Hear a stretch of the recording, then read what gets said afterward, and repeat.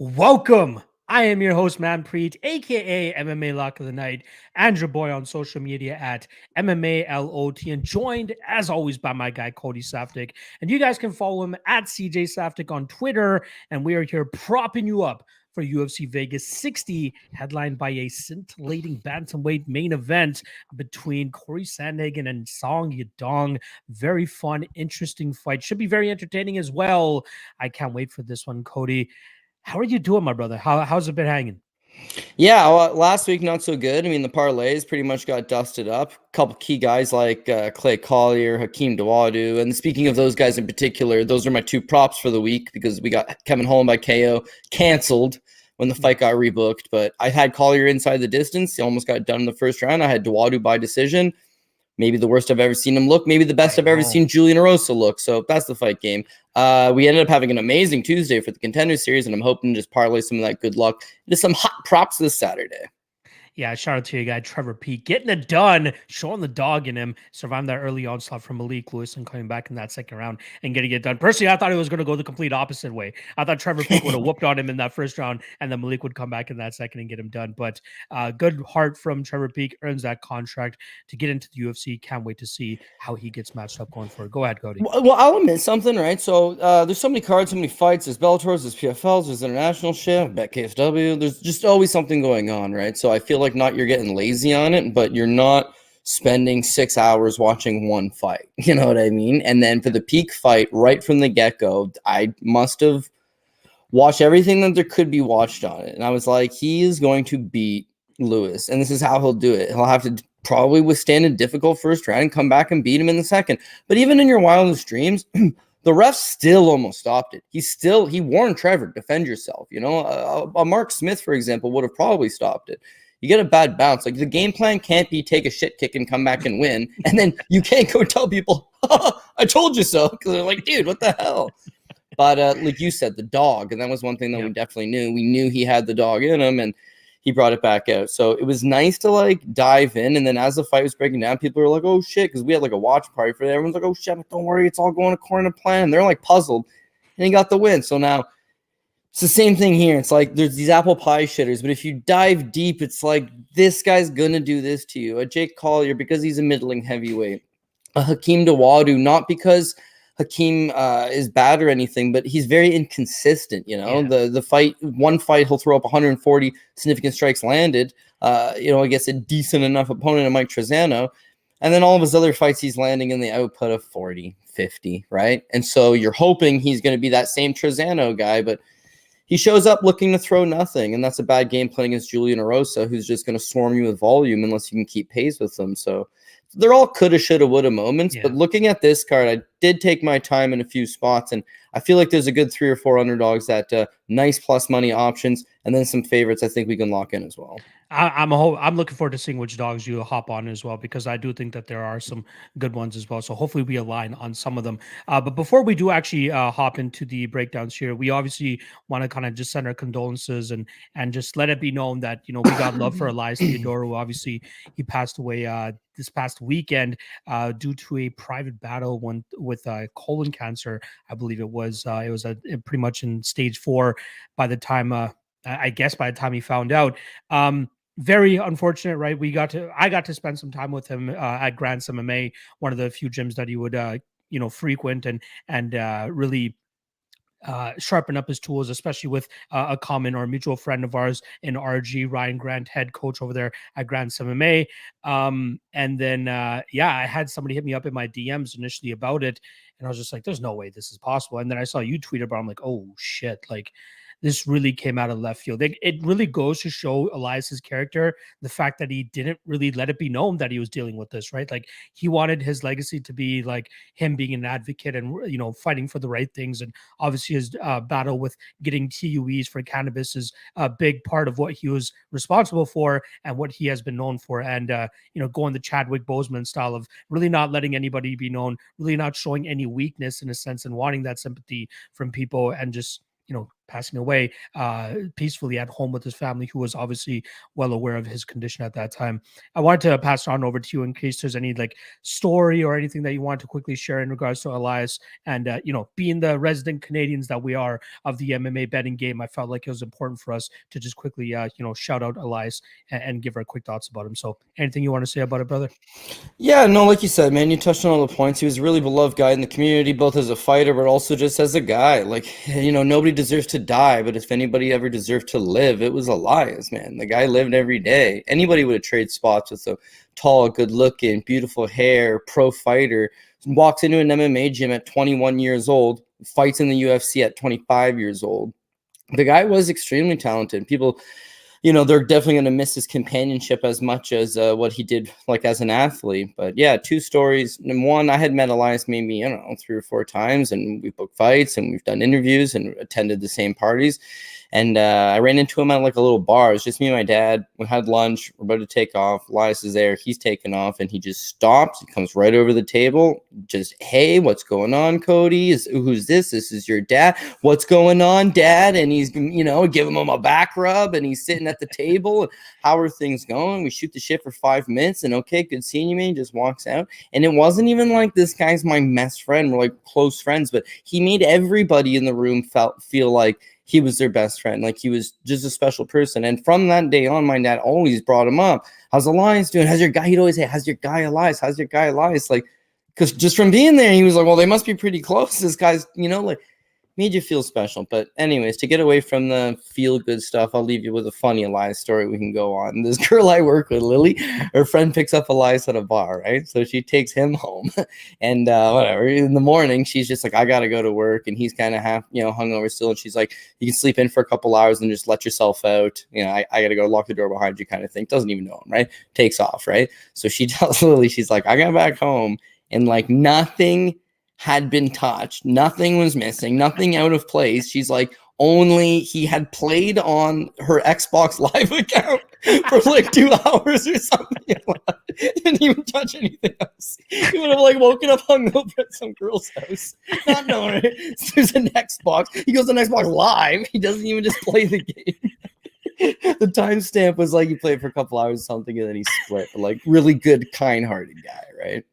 Yeah, no, for sure. I totally feel what you mean in regards to him making you feel like you're his best friend in a sense, because he brought that energy, right? He did that a lot for a lot of people at Grants, at the Fight Network party that you were talking about earlier as well, right? That's where I have that famous picture of me with him and Chris Weidman and Elias's regional belts. And, that was before Elias even made it to the Ultimate Fighter. So he knew the matchmakers were going to be at that party. So this guy starts trotting around with his belts to kind of get noticed and stuff. And obviously being the guy that he was, phenomenal. That's an expert move, man. Expert move. You know the UFC matchmakers are in town attending this party. I'm going to show up to this party with 2 motherfucking regional belts on, okay? And then literally schmoozed everybody in the room, talked to them. They're just like, oh, yeah. And I'm not saying, because they didn't, but I'm not saying that they created the Ultimate Fighter for him. But there's no reason to have a Canada versus Australia Ultimate Fighter season. It makes no sense. 0 sense. And of course, he lands as like the poster boy for Team Canada. He gets the job done, and he's smashing Sheldon Westcott in the finals. He's about to get a contract, and he stops and he looks at the cameraman. He goes, "Hi, Mom," and then smashes Sheldon Westcott's face in one of his few stoppage wins. He'll be missed. Honestly, I couldn't think you could be more correct in regards to that show almost being made for him. Because just looking back at the actually there are some recognizable names now. Jake Matthews, Daniel Kelly, Nordi Caleb, Sheldon Westcott, Cajun Johnson, Chadley Priest, Olivier Balmercia, but obviously Elias likely being the most famous out of all of them, outside of maybe Jake Matthews. But yeah, no, I absolutely appreciate you sharing your story like you did. RIP to Elias. Hopefully he can inspire another generation of people to go out there and do solid things. All right. Let's get over the mushy stuff here, Cody. Let's get into the breakdowns. Shout out to BetOnline for sponsoring the show as they normally do. Make sure you guys check out the link in the description below. They will match your initial deposit up to $1,000. And shout out to the All-Star as well for keeping us on their platform. Make sure you guys drop a like and subscribe below if you haven't already, and drop a comment after the fact to just keep this thing going in the algorithm so that we can continue building this propping you up community on a week-to-week basis. All right. let's not waste any time. Let's just get right into this 14 fight card. Mm. Reminder that it starts at 4 p.m. Eastern on Saturday, so slightly earlier than we're used to, which I'm never complaining about, especially being on the East Coast. So first fight of the night. This fight was scheduled a handful of times over the last year or so. Now it finally goes down this weekend. We got Nicholas Mota going up against Cameron Van Camp. In terms of odds, we're currently looking at minus 190 for the Nicholas Mota side and plus 160 for the Cameron Van Camp side. Now, the first time that these guys were scheduled to fight each other, Nicholas Mota was actually minus 300 favorite. And since that time, both of these guys have gotten knocked out in their UFC debuts. Nicholas Mota, obviously, by Jim Miller, and then Cameron Van Camp by Andre Fiallo. But both guys had some early success in both those fights, hurting their opponents. Unfortunately, they were unable to get them out of there, and they ended up paying for it and getting finished themselves. Now, Mota, slightly slicker striker than the Cameron Van Camp side. When he can put his combinations together, he throws with absolute heat. He can find the chin of his opponents and put them down. The part of his game that's kind of a question mark still is the grappling. We don't really see him having to defend takedowns or really go for takedowns of his own. You'd have to go all the way back to 2015 from his tough Brazil stint that he had, where Glauco Franca was really putting him through the grinder with the grappling. He was holding up pretty well early, but then Franca really started to wear on him, and he was able to get him out of there later on in that fight. On the Cameron Van Camp side, you're talking about a guy that has white belt gang jiu-jitsu tattooed across his belly, if I'm not mistaken. But don't let that fool you, because this guy likes to go out there and choke folks out. The guy is very aggressive when he gets fights to the mat, but even on the feet, throws with a lot of big power, as we saw in the Andre Fiallo fight. Like, he hurt him, but that low hand style, that little kind of loosey-goosiness on the feet was the ultimate reason as to why he ended up getting knocked out that night. And that's what could happen here against Nicholas Mota as well. Mota could potentially catch him when he gets a little bit too lackadaisical, and that's ultimately kind of why I'm like leaning on the Mota side here. But even Mota can be hit and cracked and hurt as well. So the prop that I like the most out of everything on this card, or not on this card, but the specific fight, is the fight to not go to the decision. A little bit chalky, minus 225, but I think there are finishing opportunities available for both guys. I lean Mota slightly just due to his a little bit more technical and disciplined style of striking. But Cameron Van Camp is absolutely a live dog in this matchup. I'm going to go Mota inside the distance, plus 120, but specifically fight doesn't go to decision at minus 225 to cover both outcomes in this matchup. Cody, what are you feeling in this matchup, my friend? Yeah, can't get behind Mota. Honestly, when you look at the tape on him, it doesn't seem like he's super athletic. I know what you're saying. He might be the more technical guy, but when I watch him, he don't seem very technical to me. Like, he doesn't have much of a jab. Everything he throws is kind of loopy hooks, and he waits way too long to get going. Like, low output guy that is not even relying on his power, because I don't think his power is all that good. Could probably make 145 pounds, but all the same, when you look at his losses just in recent years, right? The Antonio Carlos, whatever, he gets knocked out in minute 8, right? So it's okay that you get knocked out, but in minute 8. The Robert Hale fight, same thing, 246, round 1, knocked out. So when he came into the Jim Miller fight, like, Paul Shaughnessy, who's a Jim Miller guy, was like, dude, I'm telling you, like, this kid does not have a good chin. Jim probably hits him with something, hurts him, and then chokes him out, right? Catches him with a submission once he rocks him. I don't know, Paul. Does Jim got one left in the tank? Which, as it turns out, Jim's always got one left in the tank, right? And, dude, he just battered him. Now, it's possible because it's Jim Miller's a southpaw. He's able to really utilize that inside low kick to great effectiveness in the first round, kind of demobilize him. But the shot that dropped him, he just stepped right into the pocket with a short right hand, right? Immediately buzzed, immediately stiffed. I don't think he's got a particularly good chin. And getting soundly outstruck by Jim Miller, who's nearing his 40s and has Lyme disease, and this is the best part of Mota's game, that's going to be a red flag. Now, how is Mota's grappling? I don't know. He never tries to get the fight to the ground. He basically one of these guys that has decent takedown defense, keeps the fight standing, and then, of course, looks to knock out opponents. But on the Contender Series against Joseph Lowry, to me, he looked a little bit robotic at times, a little bit predictable. It's just Joseph Lowry wasn't no good. That fight prior with Juan Gonzalez for CFFC, it goes 4 rounds because it's the CFFC title fight. And it's dull, man. Like, it is a very slow-paced fight with him and a 38-year-old man.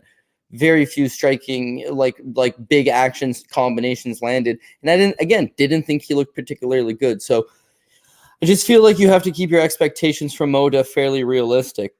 Cameron Van Camp, here's his only one X factor, right? The guy on tape doesn't look all that good. He looks a little bit stiff, and he's inexperienced and this and that. And then he took some time off, and then he debuts against Andre Fiallo. And to his credit, that was the best I had ever seen him, right? His footwork looks way improved. His ability to control the distance early versus Fiallo is great. He moves in and out well. He's got a speed advantage over Fiallo. He's hurting him. Boom, counter left hook zaps him. Then he gets a little bit of momentum going again. Joe Rogan's mid-sentence from being like, yo, this Van Cam kid looks like he's a problem, and boom, he just gets completely diced out that second time. Same counter left hook for the record. So if he goes back to the gym, he improves a couple things.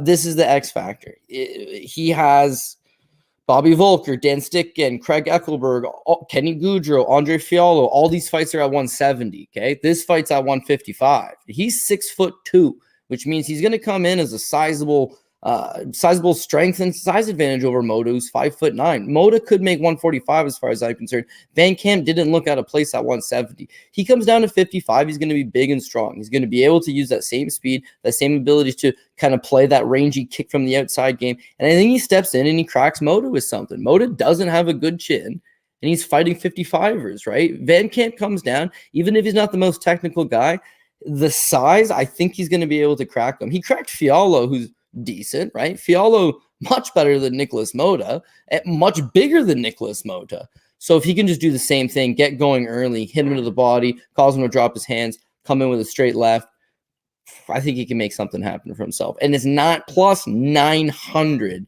for him by knockout. It's plus 1,700 for him by knockout first round, 2,500 him by knockout in the second round. Just got one of those gut feelings that it's like Nicholas Mota, his primary skill set is striking, and yet his durability is questionable, his striking is questionable, and he's taking on a much larger guy. So he shouldn't be as big of a favorite as he is, and I'm looking to capitalize on the other side. I don't hate it. I really don't hate it. Like, I can't go out there and tell anybody that minus 190 on Nicholas Mota is a good bet.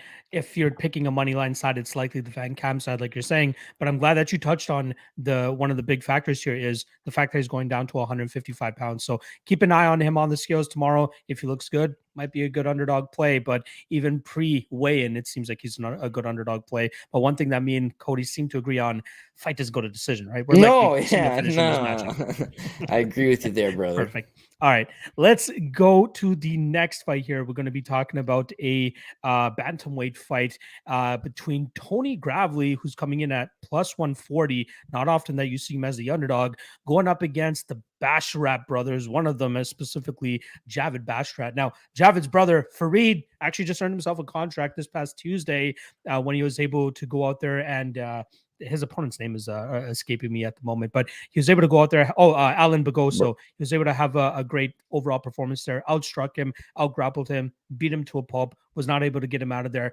but still earned a contract. So good work from him. But both those guys, they fight the same, right? Like they look like mirror images of each other when you watch their fights. Clean, crisp striking in terms of the grappling defense is very good in my opinion, right? They do a very good job in terms of scrambling when they get into bad positions, whether it's going for a heel hook, trying for reversals, or just getting back to their feet. They make it very difficult for their opponents to kind of just lay on them from on top. And then their offensive wrestling and grappling is not that bad either. But I'd be surprised if we see Javid try to use his wrestling here against, on paper, the better wrestler, the Tony Gravely side. My issue with Gravely has been like when he can't control his opponents, he looks a little bit lost on the feet, right? We saw it in the Nate Maness fight, and I can see this going similar to that fight here, where Javid is, doing a good job in terms of stifling the takedowns or even getting right back to his feet and scrambling whenever he does get taken down. And then he has, in my opinion, a sizable advantage in terms of the striking. So if he can keep it in the striking realm, I think he'll be able to touch up Gravely from the outside. And I don't believe he'll be that guy to overextend to try to get Gravely out of there. So maybe taking him by decision is not too bad of a spot. I believe that line currently sits at plus Basharat by decision. Wow, plus 300, plus 250 is what I'm seeing. Not a bad line in my opinion, man, because I do think that he's going to be one of those guys that just touches him up. My only concern is if that that cardio issue of Gravely starts to show itself here, especially with how much he's going to be trying to control Basharat on the mat. He's going to have to be working his butt off to keep him in that position, right? I even took a shot on Simon Oliveira a couple fights ago against Tony Gravely because I thought he could kind of do something similar to what Javid was able to do and what Nate Maness was able to do. but I think that we're getting a better prospect here in Javid Basharat compared to Simon Oliveira. And although you're paying a little bit of chalk for him, I still think he is the rightful side in this spot. So I do like Basharat. I'm going to say by decision. And again, that's around plus 300. But I'm not ruling out a third round TKO from him either. Basharat in round 3 is currently plus 1,000. If you have access to one of those books that allows you to take round 3/decision for Basharat, I think that would be the best value that you can get out of this specific matchup. And before I pass it on over to you, Cody, you best believe that CloudBet has a special prop for this matchup. It is, where did it go? Here it is. Tony Gravely's significant. This seems to be very off. Sorry. You know what? We're just going to completely forget about it because that is very off. The line seems to be true. Yeah, I'm gonna go Basharat plus 300 via decision. What about yourself? I got the same thing. Basharat by decision. It's good plus money. It looks pretty good. I could see the third round TKO, as you're saying, once Tony Gravely starts to get tired. But until then, I feel like Basharat's just the bigger guy. I mean, 5'9" versus the 5'5". His wrestling's not better than Gravely's, who's a 3-time state champion, guy that went and wrestled D1 afterwards. It's not as good like clean wise, but he's just going to make him work. It's continuously having to take down the bigger guy. The thing with Tony Gravely is he'll get a lot of takedowns, but he also lets his opponent up a lot of the time and is forced to pursue more of them. So numbers are often, they don't tell the whole tale, right? You talked about the Simon Oliveira fight. I remember when I watched it, it was like, yeah, okay, he just dominated him with his wrestling. And then when you look at the fight metrics numbers, it's like, oh yeah, 11 takedowns, of course.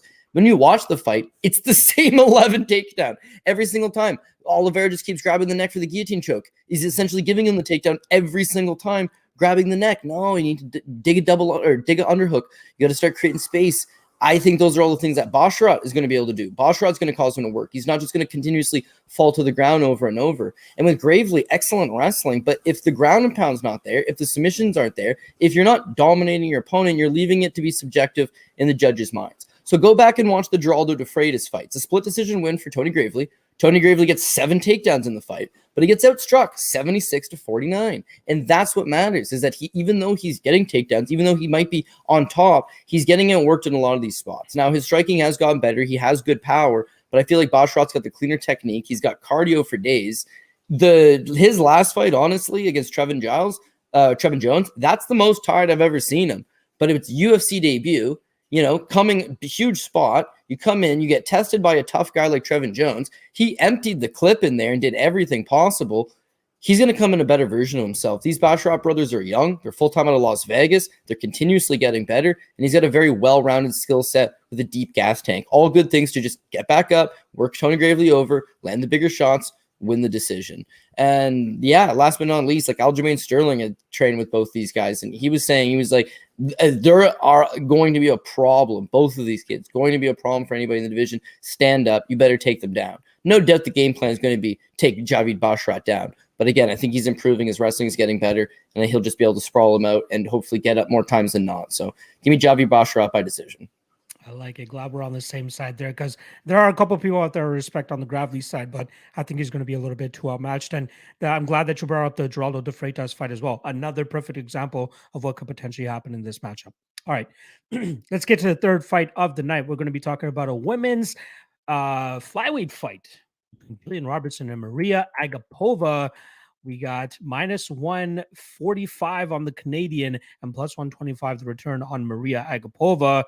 Very fun, interesting fight here, right? You got Agapova as that unorthodox striker, decent power in her hands, very unorthodox game. I guess that's probably the best way you can kind of explain her.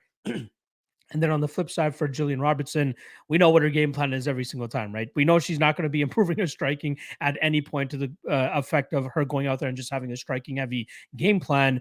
The game is always get the fight to the ground, be aggressive, submission over position, try to choke your opponent out, try to TKO them, try to get them out of there. None of this lay and pray shit. That's why I always love watching Julian Robertson fight. She is not a lay and prayer at all, right? The last fight that we can go back and maybe say that she was a lay and prayer was the Poliana Batalha fight where she wins by decision. But Batalha was just perfectly fine with just playing off of her back, didn't even give any openings in terms of trying to get back to her feet, and we just saw Jillian ride her out in most of those positions. This is either a Julian Robertson takes Agapova down and eventually gets a submission, or Agapova is successful in keeping this in the striking realm, touches her up, and TKOs are on the feet. So the way that I went about it, I always love taking the unders in Julian Robertson fights. Now, the first 7 fights that she had in the UFC, all finishes. Her next 5 fights, 4 out of 5 of them went to a decision, but I think a lot of them were due to the stylistic matchup that she had ahead of her in those matchups. Taila Santos, very strong, heavy fighter that was happy to just stay on top of her and grind her up from top position. JJ Aldrich, very difficult to get down considering Jillian Robertson's size. She went 1 of 6 on takedowns there, and we know JJ Aldrich, she's okay to just pick you apart from the feet and not really put too much on it. And then obviously I talked about the Poliana Batalha fight, and there's one more that's kind of escaping me at the moment. But what I'm trying to say is that Agapova is a perfect dance partner for Jillian Robertson to go out there and try to create a fight that's going to create violence. So the way that I went about it, under 2.5, I got minus 150 myself. If you want to take that extra 2.5 minutes and go fight doesn't go to decision, you can get maybe minus 190, minus 175, depending on your bookie. But I'm going to go Jillian Robertson by submission as my favorite prop at plus 150. I'm seeing plus 240 as well on Bet Online. But it's either Robertson submission, Agapova TKOs plus 500, which is a great line as well. But to cover both of those, under 2.5, minus 150, I think it's Robertson who gets her hand raised here by sub. What about yourself? Am I too off on this, or are you of the same thinking? Yeah, I went full tinfoil hat on this one and just decided to leave it to my boy, Dean Thomas. So you remember, obviously, before Agapova's last fight, there was a little bit of hype on her. She's coming off a career best win over Sabina Mazo. She's got real bad blood with Marina Moroz, who essentially called her a junkie whore. And it's like, oh, shit's going down. They're going to scrap it out. It's huge. And then fight starts, and it's like, mind you, Agapova had some early success. She got on top. She threatened with a rear naked choke. She, was doing okay the first 2.5 minutes. But at a certain point, Marina Moroz just grabbed her and ripped her to the ground and dominated her. In the second round, she grabbed her, whipped her to the ground, and dominated her. Tied her out, took her back, choked her out. It was smooth work. And it was as if Marina Moroz, a former Ukrainian amateur boxing champion, was suddenly just a great wrestler. How did this suddenly happen? But you know how they like to bring on Dean Thomas, and they're like, hey, Dean, what do you see? And Dean was like, you watch the replay, obviously. Like if you do your case study on it, you see he's like, well, this is a case of two people having trained together. He's like, this is what used to happen every time they trained together at the gym. Marina Moroz would just rip her to the ground and dominate her grappling. The inner circle people at ATT, that's what they were saying. She takes her down, she dominates her. Agapova is not even an American top 2. She lists that as being the gym, but she's gone to MMA Masters. She's gone to ATT Cape Coral. She's gone to like a couple of the satellite gyms around. It seems like most of her pictures, it's not her and a full team. It's just her. Even this week, fight week, it's just her. Like, I don't know. Like, it just get the vibe that maybe she isn't the best training partner, and therefore she's on the outside looking in, and Marina Moroz just totally exposed her grappling. Now, Dean Thomas, a coach at American Top Team, also Jillian Robertson's head coach, right? In fact, Jillian Robertson has left American Top Team. She's at the GOAT Shed now, but she still works privately with Dean Thomas. Now, this is a short notice replacement. Originally, Jillian Robertson's getting ready to take on Melissa Gatto, and that's a tough fight. But instead, it's like Gatto's out. Well, would you take Agapova's short notice? Agapova pulled out of a fight like 6 weeks ago or 7 weeks ago. She's coming in essentially short notice. They would have already trained with her. They would have already seen her. Dean Thomas would have seen it. And of course, the master blueprint is just take her down. Just take her down. So I got to think Jillian Robertson does that. However, on side of the prop side of things, like I think Jillian Robertson should be able to submit her. I got a feeling Agapova is like freakishly strong. She does look like she's in pretty good shape coming into this fight. She is going to be bigger than than Jillian Robertson. And I feel like you got to go with position before submission. So I know what makes her exciting to watch is that she's always scrambling and going for submissions, but that's what's going to lose you this fight. You need to take her down. You need to hold her down. It's not pretty, but it's effective, and you need to win here. Get to side control, get to half guard, just try to lay her down and tie her out as much as you can, right? Because that's one thing is when you're trying to continuously scramble and you're trying to take the back and you're trying to force positions, it makes it a hectic fight. You're going to get hit. You're going to get tired. You're going to make mistakes. And Agapova is looking for you to make this a sloppy brawl because that's where she's going to be able to probably thrive in her best spot. So if you watch her and JJ, she takes JJ's back off that one takedown that she gets. 1 for 6 on the takedowns, immediately takes JJ's back, and then JJ just scrambles right back into her. Like, she probably holds back for like 15, maybe 10, 15 seconds, and JJ just rolls right into her because she's not worried about the position. She lets one lazy hook go to try to like hip ride her from the back. Like, it's a bad position, right? So I'm just hoping that Dean and them know, hey, you've trained with her, you've beaten her before. This is how everybody in the gym beat her. She's not likely improved that aspect of her game enough. And Jillian Roberts is still only like 27 years old, so she's not washed by any means. She should be getting better. Goat Shed is a dope little gym down in Miami. I'm sure she's getting quality work in. She's just got to go there and beat the short nose replacement, Maria Agapova. I'm leaning towards decision because of how I think Dean would have broken this fight down to her.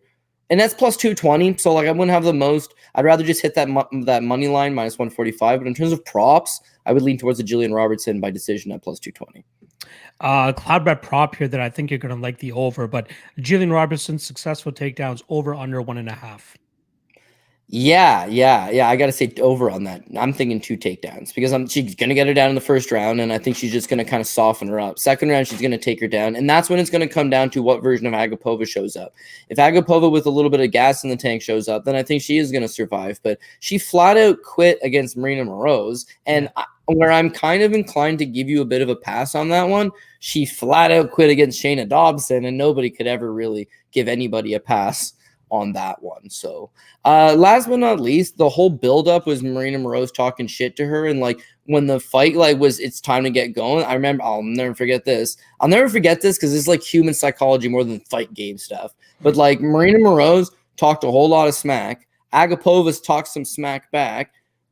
Marina shows up at the weigh-ins and she's dead-eyed, lasered, focused on her like you're done. And Agapova shows up. She's the gangster. She's always throwing up gang signs and taking pictures with machine guns. And she's trying to buddy with her at weigh-ins, like, hey, training partner. It's like, dude, it's on site. I told you it's on site. Wait till tomorrow. And she's trying to buddy. And I thought right there she was broken. And then in the fight, she had a decent first 2-3 minutes. Don't get me wrong. She did take the back. She did land a couple okay shots. And then after that, she physically and mentally just broke. And so I can't trust a fighter like that with Madala. I get that she's an underdog, but I would just, once here, it's hard to explain, but just like I can't support Agapova unless she was to go on some Charles Oliveira 10-fight winning streak. Because as you remember, people doubted him for a long time too.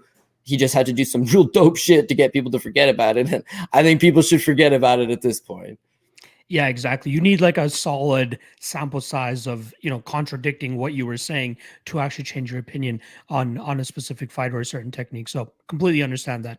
All right, let's move on to the next fight here. Let's talk about a lightweight belt, and it's the UFC debut of highly touted Daniel Zellhuber. He's taking on Trey Ogden. In terms of odds, we're currently looking at minus 300 for the UFC newcomer and plus 250 for Trey Ogden. Now, Trey Ogden made his UFC debut earlier this year against Jordan Levitt, came up short, losing that fight via decision. There were small, minor mistakes that he was making throughout that fight that Jordan Levitt was able to capitalize on and ultimately take home a decision victory. When he is at his best, Trey Ogden can mix the martial arts pretty well. He's a good southpaw, decent striking with some good jiu-jitsu, but I just don't know if he's ever going to be that guy that really asserts himself in the UFC. He has a tough test here against Daniel Zellhuber, who 12-0 coming into the UFC, got his contract off the Contender Series by defeating a very tough Lucas Almeida, who has made his UFC debut as well, knocking out Mike Trizano a couple months ago. But Daniel Zellhuber seems to be the goods. It's all about, can he really put it together and achieve the potential that a lot of people believes he has? Since the Contender Series fight, he's actually changed locations. He's training out of Extreme Couture, getting in valuable rounds and minutes with Eric Nixick. And the last time I talked to Nixick, I talked to him about Zellhuber a little bit, and he's very excited about what this kid is going to be able to showcase when he starts, making his run inside the UFC. Still kind of young. I believe he's 24 at this point in time, but I think that given the new training camp that he's with and the training partners that he's going to be going with, more than likely he should be able to put together a solid enough body of work in his training camps to go out there and perform to the best of his abilities. I lied though. He's actually 23 years old. He'll be 24 in July of next year. So still pretty young, right? I don't want to trust a guy at 23 years old at minus 300 to go out there and get the job done against, a regional veteran like Trey Ogden, but this should be his fight to win. He's the better striker. By all means, it looks like he might have the better grappling, but I'm not going out and saying that with anything until we see Zellhuber fight legitimate competition and actually get tested in that realm. Like the Lucas Almeida fight, that was pretty much a war, right? Like they stand and bang with each other for the majority of that fight. It was Zellhuber's more disciplined and fluid striking approach that trumped the power striking offense of Lucas Almeida that night. I'm expecting Zellhuber to kind of finesse his way to a win here. And I do think that at a certain point, a finishing opportunity will present itself for them. So I do lean the fight doesn't go to decision at minus 160, anywhere from minus 165 to minus 140. But I think it's going to be the Zellhuber side that gets his hand raised inside the distance, and that currently sits at plus 110. I don't really want to hone in on a KO or sub, as I think both are live here for Zellhuber, but I would lean ever so slightly to the KO, which is also at plus 130. But since you're only getting, inside the distance at plus 110, you might as well cover both angles here and just take that rather than just taking the plus 130 on his KO. So give me Zellhuber. Looking forward to seeing what this kid has. But hopefully he can get his hand raised here in his UFC debut by finish. What about yourself? What are you thinking here? Yeah, I think Zellhuber wrecks up shop here, to be honest with you. This kid is big, big, strong at the weight class, like long, and he's got a lot of positive things going for him. What people are not mentioning is that he looked okay, he looked a little bit suspect on the Contender Series, and Daniel Almeida brought the pain. First of all, Lucas Almeida, it turns out he's pretty good, man. Yeah, he just throws caution to the wind, huge power, right? Goes out there and gets the job done, and is obviously going to be a problem for anybody. But this kid takes all of his best shots, wears them out, continues to press forward. He was 22 years old at the time. This is almost a full year off to the day. It's like 2 weeks short of a full year since he's come back. So yeah, you're going to see an even better version of him from the last time. He also used to train in Mexico City for his last fight on the Contender Series. So he's a mile high in the air. He's got excellent cardio, excellent pace, can fight a hard fought 15 minutes all the time if need be. Shout out to little Alfred getting his bark on in the back. But yeah. I mean, I just think that he's going to be a much better, much more developed version of himself coming into this fight. As you mentioned, he spent time at Extreme Tour is where he's now. He also spent some time at Tiger Muay Thai in Thailand. I just feel like the kid's going to be getting a lot more comfortable. He's very well-rounded. He loves to finish. Trey Ogden, I wouldn't say he shouldn't be in the UFC, but he just didn't really earn his way. I don't know. You don't have to earn your way anymore. It's like that you have a decent enough record and you're somebody's buddy, you're going to get in. He's coached by James Krause. I'm sure they'll come in with a good game plan, but he doesn't have any of those like big highlight reel finishes on his record for the most part. He doesn't have those big finishes over those like top level guys or even guys that I would consider moderately good. So debuts against Jordan Levitt, and then what's problematic is like, okay, he's known, maybe his wrestling is better than Levitt's. Everyone's wrestling is better than Levitt, so he should be able to keep it standing. Levitt has no striking, so Ogden should be able to outstrike him. He has a path of victory. The first round, the first 2 minutes, he's doing good. I think he's outstriking him. He throws one like lazy kick up the middle, and Levitt just catches it, and he just falls to the ground. Levitt gets on top, and Ogden has zero ability to get back up to his feet. Bad. Second round, he just stayed at distance. Levitt outstruck him like 2-1 in that round, right? Just kicks the leg and moves away. Couldn't close off the cage. Had no speed to catch Levitt. Had no answer for these naked low kicks. In the third round, it's like, dude, you're down 2. Time to get going. He scores a takedown right at the beginning and then just gets swept. And as soon as Levitt's on top, he has no ability to get back up to his feet. Same thing as the end of the first round. It's like, I don't think he looked good at all. Then looking through his record, because it's like he was not a striker. So is he a grappler? I mean, he went the distance with Levitt, who's got good jiu-jitsu. All of his losses. Nick Brown is a stud. Subs him in the first round. Thomas Gifford is not a stud. Guillotines him in a minute 4. Thomas Gifford again. Oh, shit. With the same motherfucking guillotine. So I don't know. Thomas Gifford. Jeez. Oh, man. I don't know what the fuck. He'd been choked out by Giff twice in the first round, both times by guillotine choke. The loss to Nick Brown, I'll give you a pass on. And then the wins are kind of low level. So I don't think he's particularly well-rounded anywhere. And when you look at Zellhuber, like, he does like to attack with submissions. He's got a nice little calf slicer over Arzamendi on Lux Fight League. He'll attack a lot of that stuff. And he's 7-1 by submission. So I just feel like he's going to batter Trey Ogden for the better part of the first 2 rounds. And then in the third round, it's going to be a what comes easier. Is TKOing him while he curls up on the ground easier, or is grabbing a rear naked choke or a guillotine or something of the nature and choking him out easier. But I got a feeling that Zellhuber gets it done ITD. Now, the inside the distance numbers aren't very good. So I think you would try to force yourself to either take the TKO at plus 175 or that submission at plus 700. Because, again, the vast majority of his losses have come by submission. And I know people will say, well, Levitt couldn't submit him. Levitt didn't beat the shit out of him first, right? That's how you open up submissions, is put up pace on guys. And I'll give this kid one thing. He took all of Almeida's best shots in the Contender Series, and then the second and the third round just kept coming forward. He's a 22-year-old kid. This year off will be huge for him. So Got to go with him to get the job done here inside the distance. And I don't know if I'll take that TKO or that submission. The submission just looks very appealing. Plus but of course, 900. Ooh-wee. yeah, like at that number, it's more of a sprinkle, if anything. But I think I'll take some, by TKO and then just a little sprinkle on that submission in case he can open it up with some ground and pound. I like it. I like it that we're on the same side here with the inside the distance. And yeah, the golden boy, he could be a problem if he can really put his game together and get that experience under his belt properly. And I think aligning himself with Extreme Couture is a great way to go about it. Paul's guy there, Max Roshkov, when he was talking to him, he was like, who are the guys you're working with? And it was big guys. And then he was like, this Zellhuber kid, I'm working with him on his jiu-jitsu. Like, kid's going to be a problem. And it's like, okay, right. He's a Drysdale black belt is Roshkov. He wrestled at North Carolina State. Like, guy's super high level. And the guys in the gym say he's like Mike Pyle. You know what I mean? Like, he's just a legend in the training room. Yeah, does he show up on fight night? That's up to him. But just like a great training partner. He was been working with him, and he says this kid's grappling's pretty good.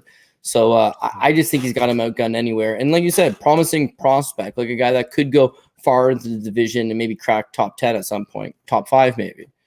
Yeah, I can't wait. This is a good spot for him to just start his UFC career on the light foot and then start to build up off of that. All right, let's get to the next fight here. Pretty excited about this one. We got a women's strawweight fight between Loma Lukbunmi, who's coming in as a -200 favorite, plus 175 the return on the short notice UFC debuting Denise Gomez. Now, Denise Gomez, yes, that name does sound familiar, as she did fight a couple weeks ago on the Contender Series. I believe it was week 5, where she was able to pick up a unanimous decision victory over Hyen Amanda, where she just battered her over 15 minutes, winning that fight via decision, and then ultimately earning her contract in the UFC. So, excited to see her inside the UFC, considering her fighting style. But I think she's going to be outmatched in this matchup against Loma Lukbunmi, who, she came into the UFC as a Muay Thai fighter, but she's really transforming into a full mixed martial artist, especially what we saw in that fight against Sam Hughes 2 fights ago, where she landed, I believe it was 5 or 6 takedowns in that fight. She didn't get a lot of control time, as there were moments where Sam Hughes was able to get back to her feet and push her up against the cage and get 6 minutes of her own control time.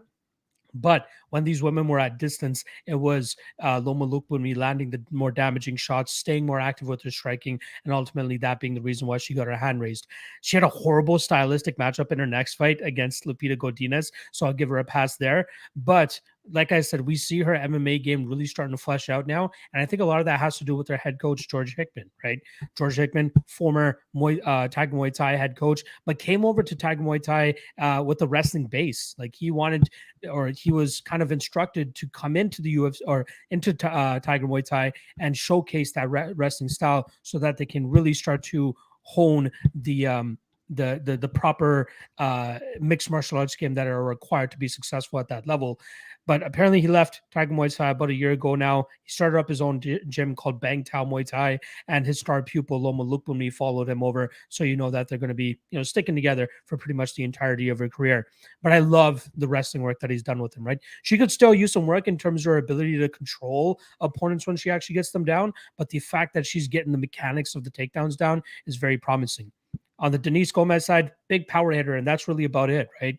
You see her one fight on the Invicta stage where she goes up against Milana Dudieva, gets grounded for about a round and a half. But unfortunately for Milana, she just didn't have the gas tank to continue that for the rest of that fight. She ultimately ended up paying for it in that 3rd round, where Denise Gomez was able to get her out of there. Loma, by all accounts, looks to have great cardio. She should be able to take that game plan and start to assert it here. Takedowns, better striking, staying away from the big shots coming her way of Denise Gomez, because I believe she'll be the slightly more well-rounded boxer, or at least striker, in this matchup. And then mixing in those takedowns should give her the advantage from an MMA aspect here. So I lean Loma Lukbunmi. I think Gomez is very durable, so I think it'll be very difficult to get her out of there. So I'm going to be leaning with Lukbunmi by decision at -125. But even though it's chalky at -200 on her money line, I don't think it's a bad spot, even her money line side, because of how much of an advantage from an MMA perspective I think she's going to have over Denise Gomez. So give me Lukbunmi by decision. What are you thinking here, Cody? Yeah, I got the same thing. Luke Boume. I think whenever you play Luke Boume, it's probably better to go down the decision route, and you can get at least a few extra points on it. But yeah, I just feel like the fight against Lupita Godinez fought at 125, as high as 125, right? Whereas Luke Boume has fought as low as 105. So yeah, when you're taking on a girl that's just naturally bigger than you, physically stronger than you, and comes from maybe more of a wrestling base, it's just going to be a bad stylistical matchup for her. But she's only 26 years old. She is no doubt getting better. Here's somebody that only knew nothing but Thai boxing, and the Hickman brothers have been able to do a very fine job of giving her that wrestling base, giving her that ability to go out and score takedowns if need be.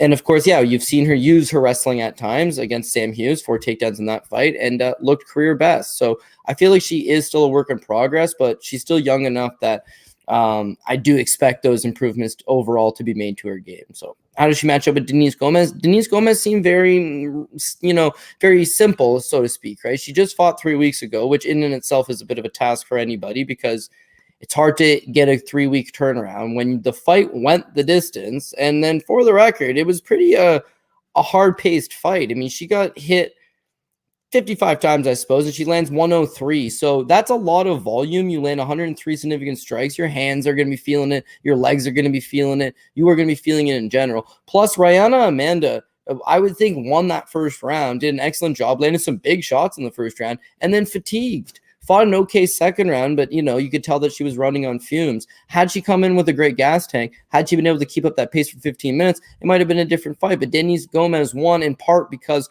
her opponent tired out. Luke Boume is not going to tire out. She's going to continuously be coming at you. In the clinch, she loves working those short little knees to the body, short little elbows over the top. Her wrestling, I would say, slight advantage towards Luke Boume that she might be able to mix in a couple takedowns. And then at range, Denise Gomez does have some volume, but I feel like that kicking game from the outside from Luke Boume is just going to stifle her. She's normally just used to walking into the pocket and slugging you with 3 or 4 shots, right? If you got an educated teep kick, a good side kick, the ability to move your feet, she's just going to intercept her coming in and keep her away from her. So Luke Boume is a little more refined and polished everywhere. I think she's a brighter prospect, and I feel like she's going to come in again as one of these fighters that's been off a little while, and you're going to see some good progression to their game because they're still young. So give me Luke Boume by decision, minus 125. Bang.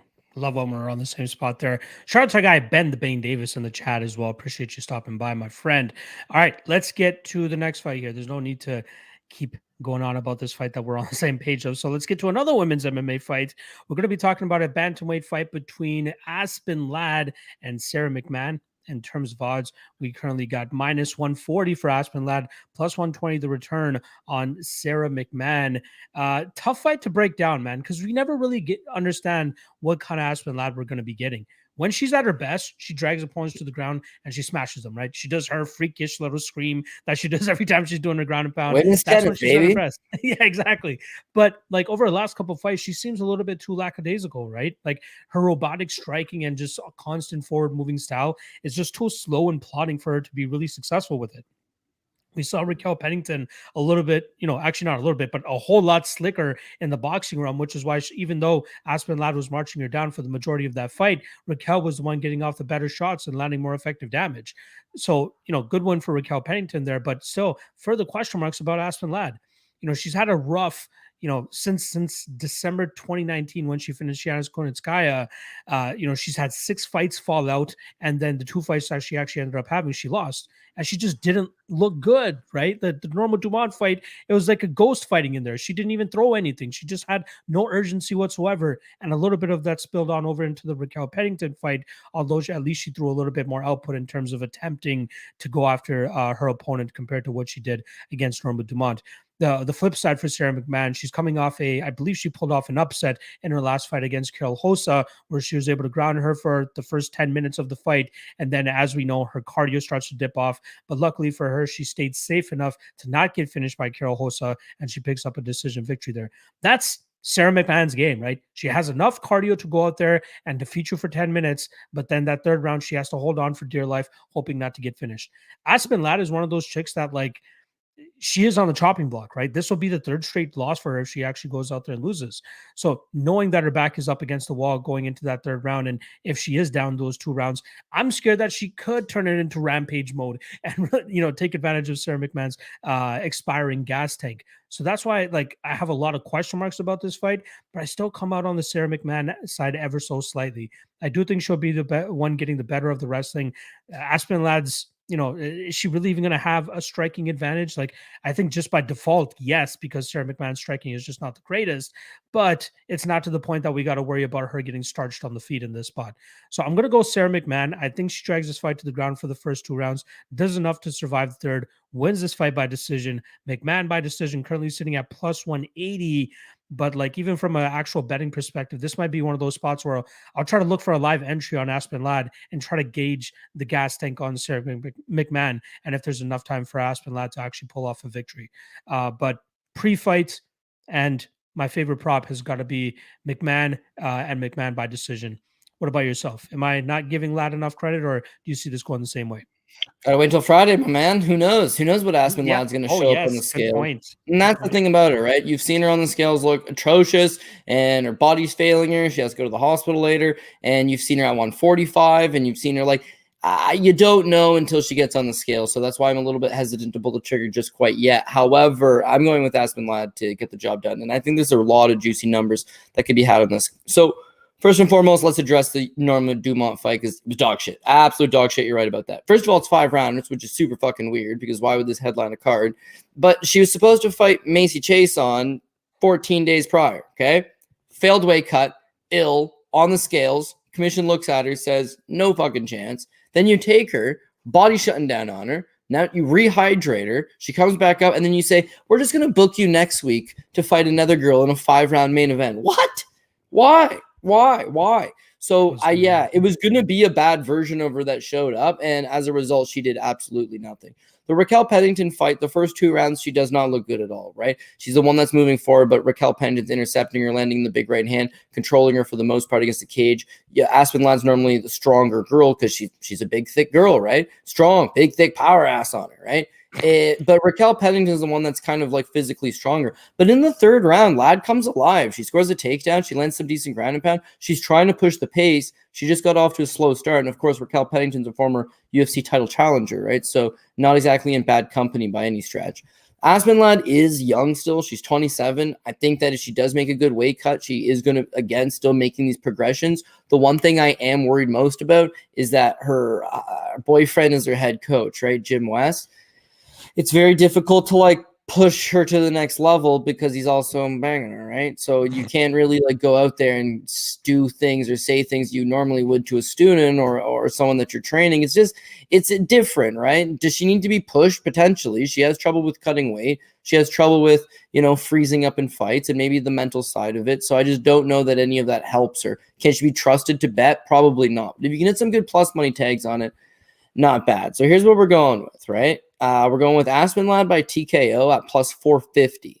You can also go Aspen Ladd round 2 plus 800. Aspen Ladd round 3 plus 1300, right? The reason why this is partly because of Aspen Ladd. But let's start off with why Sarah McMann will give it up. Sarah McMann has this thing where, like, when the going gets hard, she typically tends to fold up in there, right? All of her losses are fights she starts off well in. Ketlin Vieira wins the first round, choked out in the second round. Marion Renault wins the first round, triangle choke in the second round. Juliana Pena fight, she started off okay, but eventually just succumbs and gives up a rear naked choke.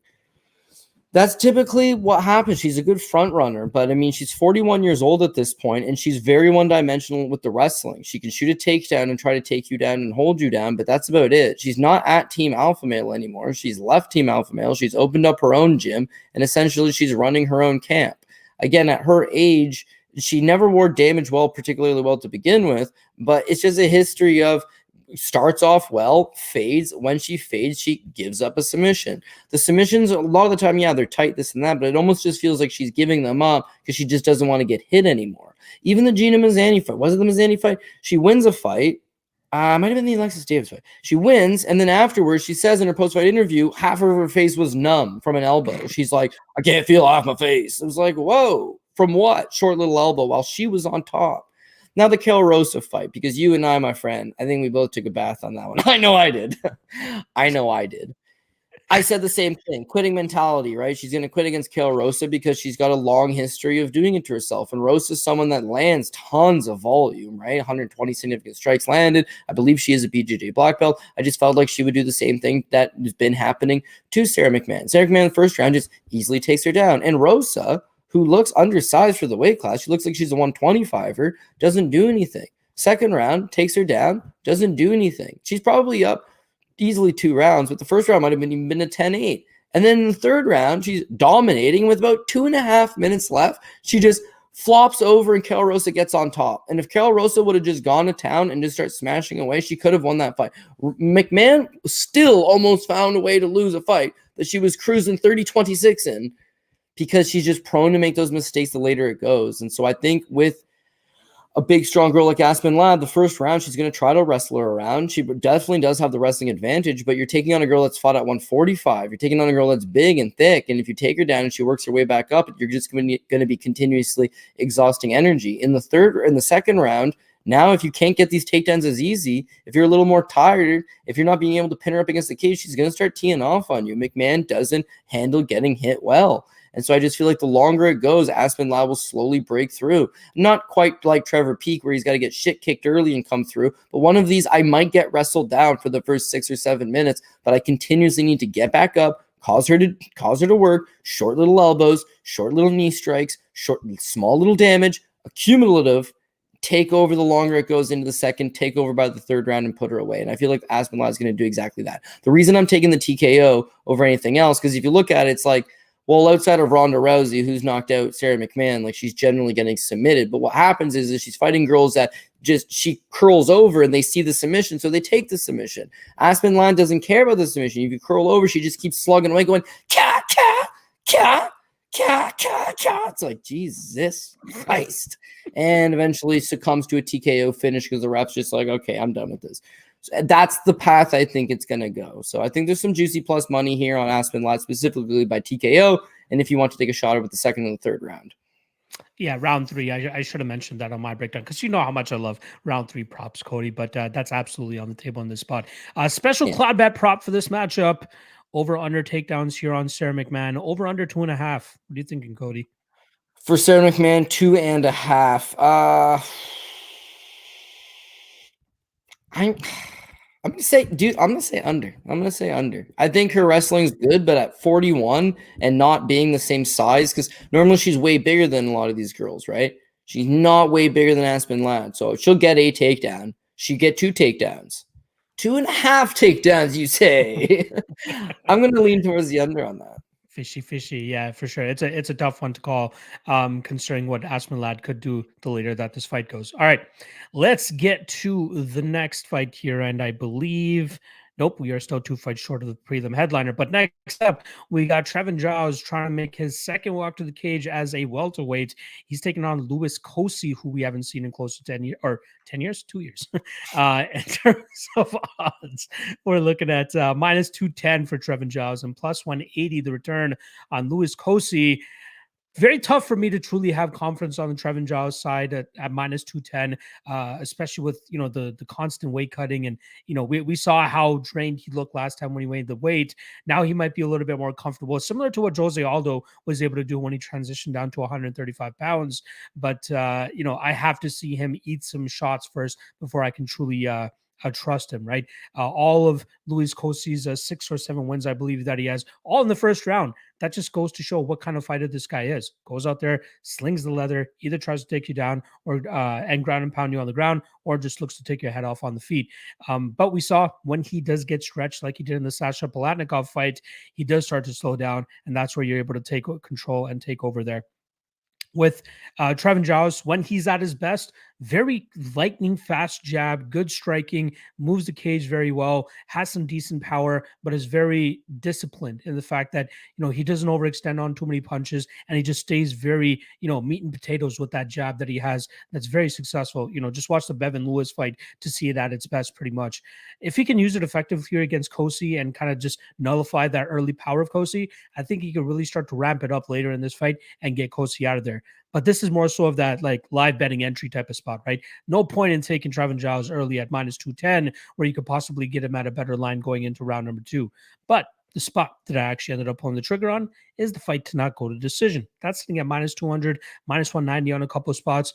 There is an argument that Giles could just play it super safe and just be happy and content with his jab from the outside. But I think the amount that we truly see Louis Cosce start to slow down, that Trevin Giles will have no choice but to put his foot on the gas and get Cosce out of there so that he can, one, save his job, and two, make a little bit of a statement, try to pound his chest a little bit more, especially considering the tumultuous run that he's been on over his last couple fights. So give me Trevin Giles inside the distance, maybe even Trevin Giles round 3 if you want to look that far, which currently sits at plus 1,000. But taking the fight doesn't go to decision to cover both outcomes here, because I think no matter who wins, it'll likely come via finish. So give me Giles inside the distance. What are you thinking here, Cody?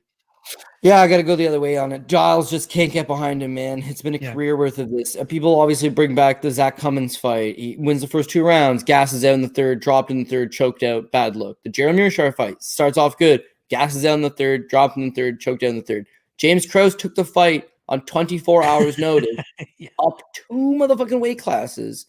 And yeah, he almost loses to James Krause. So I don't think that he's ever going to get over as being competitive. A win over Bevon Lewis. Again, Bevon Lewis not particularly that good. Went 1-3 in the UFC. Recently just lost on a PFL Challenger Series at heavyweight. Don't know that the guy's super serious about his career, so not super big. The Roman Delites fight, I will admit, that's not a bad win at all. The problem is in that Delites fight is Delites did it to himself. He would get takedowns and he'd flop on for leg locks. Like, stop going for leg locks and you can easily win this fight. No. He kept dropping for leg locks, and as a result, Giles would land a couple shots from standing up on top of him, and he greases out a split decision. But when you look at the numbers on it, he lands 27 significant strikes over 15. The Bevon Lewis fight, he dropped Bevon Lewis twice, but he landed 38 significant strikes through, almost into the third round. Minute 26 into the third, he had landed 38. The Krause fight, did I mention Krause took the fight on 24 hours notice, up 2 weight classes? 71. And 71's his career high. He's so low volume, man. And he fights with his hands down near his hip. You need to protect yourself, dog. No. Super low hands, jabs from the outside, 1 punch at a time. I don't know. Dricus Duplessis fight, right? Dricus takes him down twice in the first round.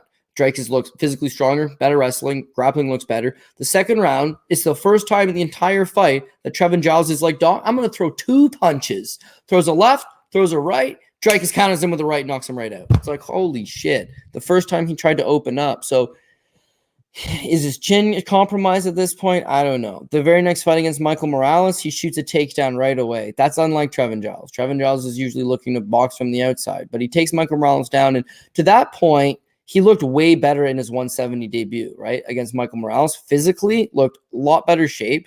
Scored a takedown over Morales, who was like a part of the Colombian wrestling, the Ecuadorian wrestling team. Like, has some wrestling chops and a big, strong guy, obviously.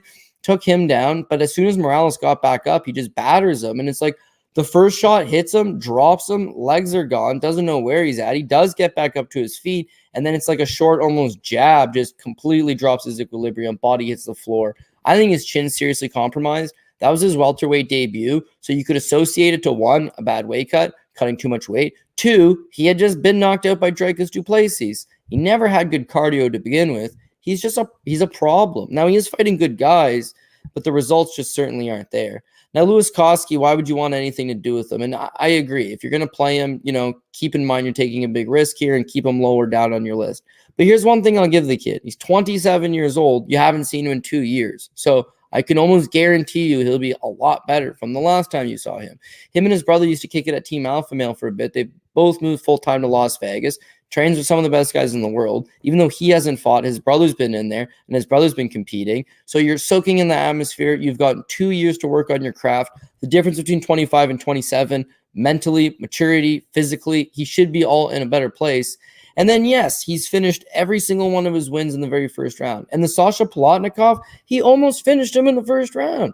He dropped Sasha. He rocked him. He had him damn near hurt. And then his problem was that he landed 51 significant strikes in the first round and blew his motherfucking load. So is that a learning experience for a young fighter? Yes, but you see how dangerous he is. He could have easily just gotten another first round knockout and no one would be questioning him. They'd be saying, hey, this guy's decent. He wrestled in high school, wrestled a little bit in college, I think. They've got solid wrestling bases. He's got the power in his hands. I think he could just swarm on Giles, hurt him, and take him out of there. So the knockout prop on Louis Cosce was like extremely generous, I believe. Round one prop. I'm surprised I didn't mention this, but it's definitely one plus 750. Yeah. Holy shit. Round one was 750, and I flirted with the idea of a plus 1,000 simply because if the first round is like hectic and you can hurt this guy, and they're both going to be tired. It's not a case of Louis is going to tire too, or Louis is going to slow down. It's like Giles is going to slow down. So I'm not as worried about Louis just winning the first round and then maybe getting tired. Like I think a better version of him with a little more gas in the tank could potentially take him out in the second. But the first round prop, if Louis is going to win the way he fights, all of his wins, first round knockout. His only loss, he almost got a first round knockout.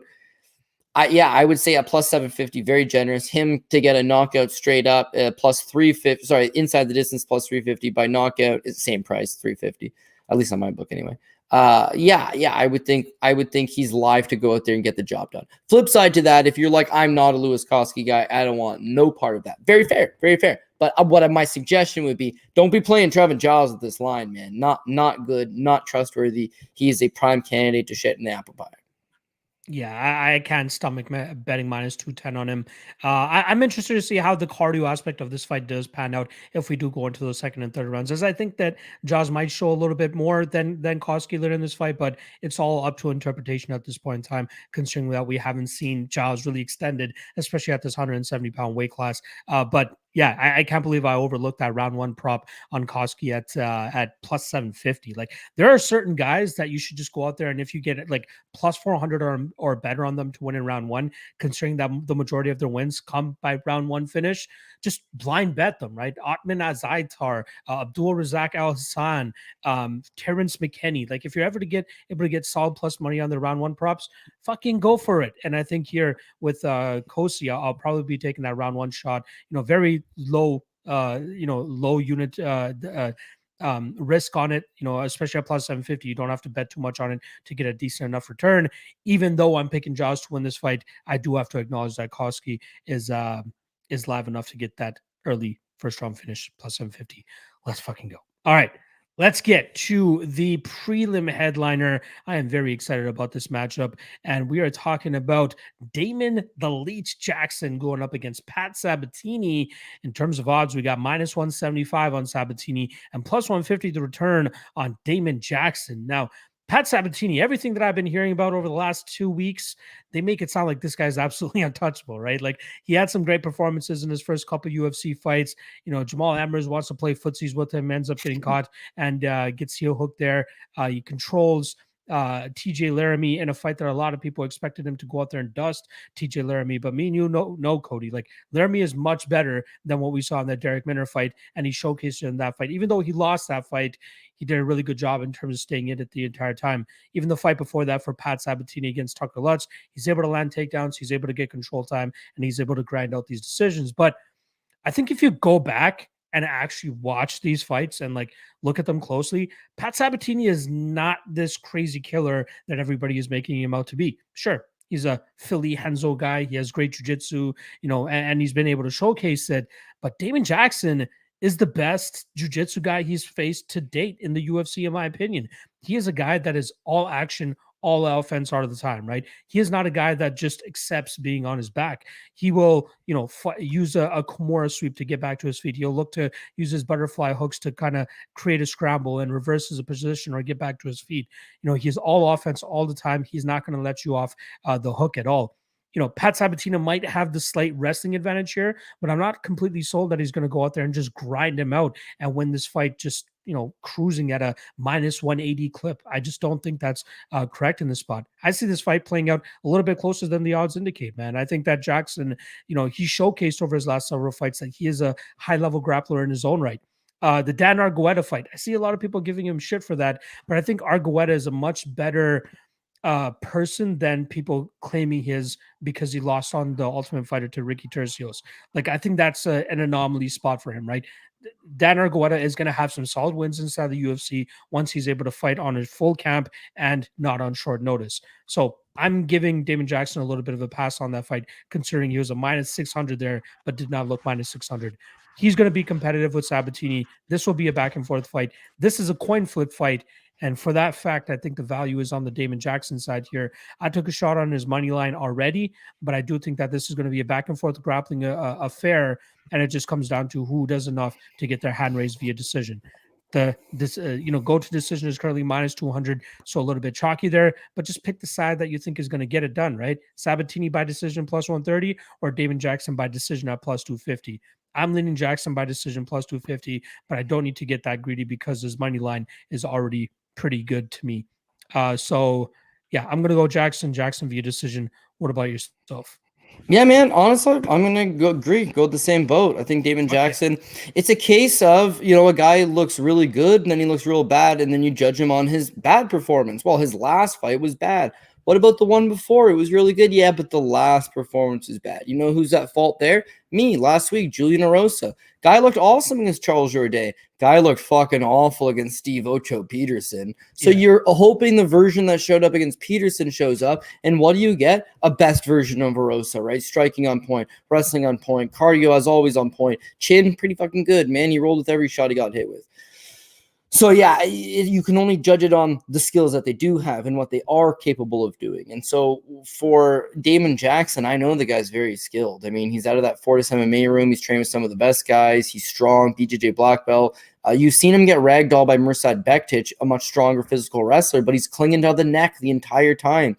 You see what he did to Kamala Kirk, where he just easily dumped Quirk whenever you wanted, just completely big brothered him. There is a lot to like out of him. One thing about him, chinny as hell. But Pat Sabatini got no power, no knockouts. No, he doesn't even hit guys. His fight with Tucker Lutz, he landed 16 strikes over the course of 15 minutes. Like, what? That fight was a 30-26, and yet he got outstruck 17-16. Like, just abysmal. And so that's the problem, is that he's very one-dimensional with his wrestling. He needs to go out there and wrestle. Jamal Emmers was actually beating him up, and then he decides to play footsies. He could have just kept it standing. The Tucker Lutz fight, he just gets those 5 takedowns, and that's it. Positional control. Because TJ Laramie's just a buy, man. He's just a buy. You overpowered him, but he still had some good moments. TJ actually ends up on top on 2 occasions. I thought he was outstriking him.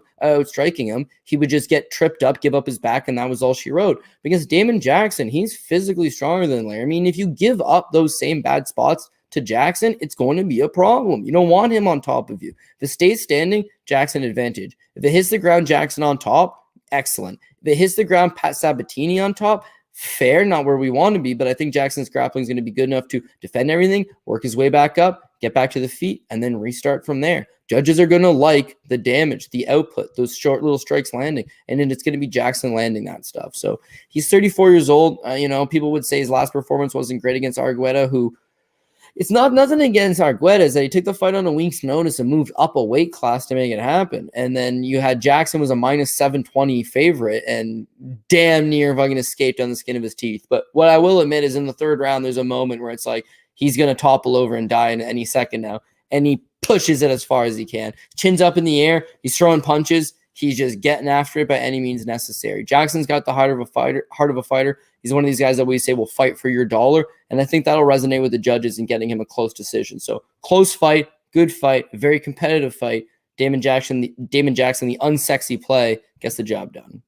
I love it. We're lining up on a couple of these underdogs, Cody. Hopefully it means good things for our wallets when we're actually putting the money on them as well. All right, let's get to the main card, but before we do so, shout out to the 160 live viewers that we currently have. Appreciate you guys hanging with us on this Thursday evening. Smash that like if you haven't already. Hit that subscribe as well, and drop a comment afterwards as well to let them know the guys over at the All-Star that we're doing a damn good job over here, dropping props for you guys on a weekly basis. Shout out as well to betonline.ag. If you guys ever if we got 2 weekends upcoming of no UFC event over the next 3 weeks, but I damn guarantee you that BetOnline is going to have some action for you guys to wager on in terms of MMA. So check out BetOnline. Link is in the description below. You won't be sorry. I promise you about that. All right, let's get to the main card here. And it starts off with the banger, in my opinion. We got Anthony Fluffy Hernandez coming in as a -180 favorite. Plus 155 is the return on Canadian Marc-Andre Barriault. Now, very fun fight here. Both guys, similar styles in the fact that they like to go out there, pressure their opponents, try to break them, and try to finish them later, or at least go on to win a decision. But they take a slightly different approach. Anthony Hernandez likes to go for the takedowns, likes to ground his opponents, threaten with that Darce choke anaconda series that he likes to throw on his opponents, but just always keep them busy, always keep them working. On the flip side, with Barriault, uses his power striking forward movement to try to intimidate his opponents, break them down, and eventually just wear on them and get them out of there later in their fights. But I think it's going to ultimately come down to the wrestling advantage that Anthony Fluffy Hernandez has in this spot. I just think that's going to be too much for Barriault to deal with. And I think that, aesthetically and optically speaking, it's going to look much better to the judges with the guy that's landing the takedowns, getting some submission attempts, maybe landing some big shots from on top. But I think that's going to be too much for Barriault to be dealing with in this spot. The only question mark, and the reason that I'm not even going like balls to the wall on Hernandez in this spot, because I really want to, I really do. It's just his durability, right? There are question marks. The guy could be soft to the body. The guy can be knocked out as well, as we've seen, against Kevin Holland and Marcus Perez. Marcus Perez submitted him, but it all started with a beautiful body shot that he was able to land in that fight. But like, similar to a fight that we're talking about earlier, right? You want to see them go out there and showcase that they can go against the one flaw that you keep talking about. It's escaping me who we're talking about. I think it was Agapova or McMann that you were talking about that just always folds time and time again. But they need to build up enough of a sample size for us to believe that they've overcome those issues. And that's the thing that I have here with Anthony Hernandez. If his durability holds up, this guy is going to be in the top 10. I guarantee it. He is a very good fighter, in my opinion. The way that I like to explain him, or at least describe him, is a poor man's Cain Velasquez. Like, he goes out there, puts his opponents to the ringers, takes them down, has unlimited cardio, can do this for a full 15 minutes. It's just, can his durability hold up? That's the big question mark I have on him here.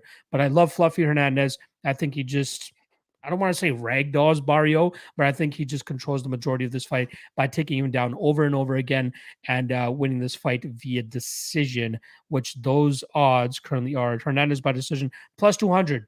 I like it. Fight goes to decision as well, plus 110. Not too bad of a look, but it all comes down to whether Anthony Hernandez can stay conscious in this fight or not.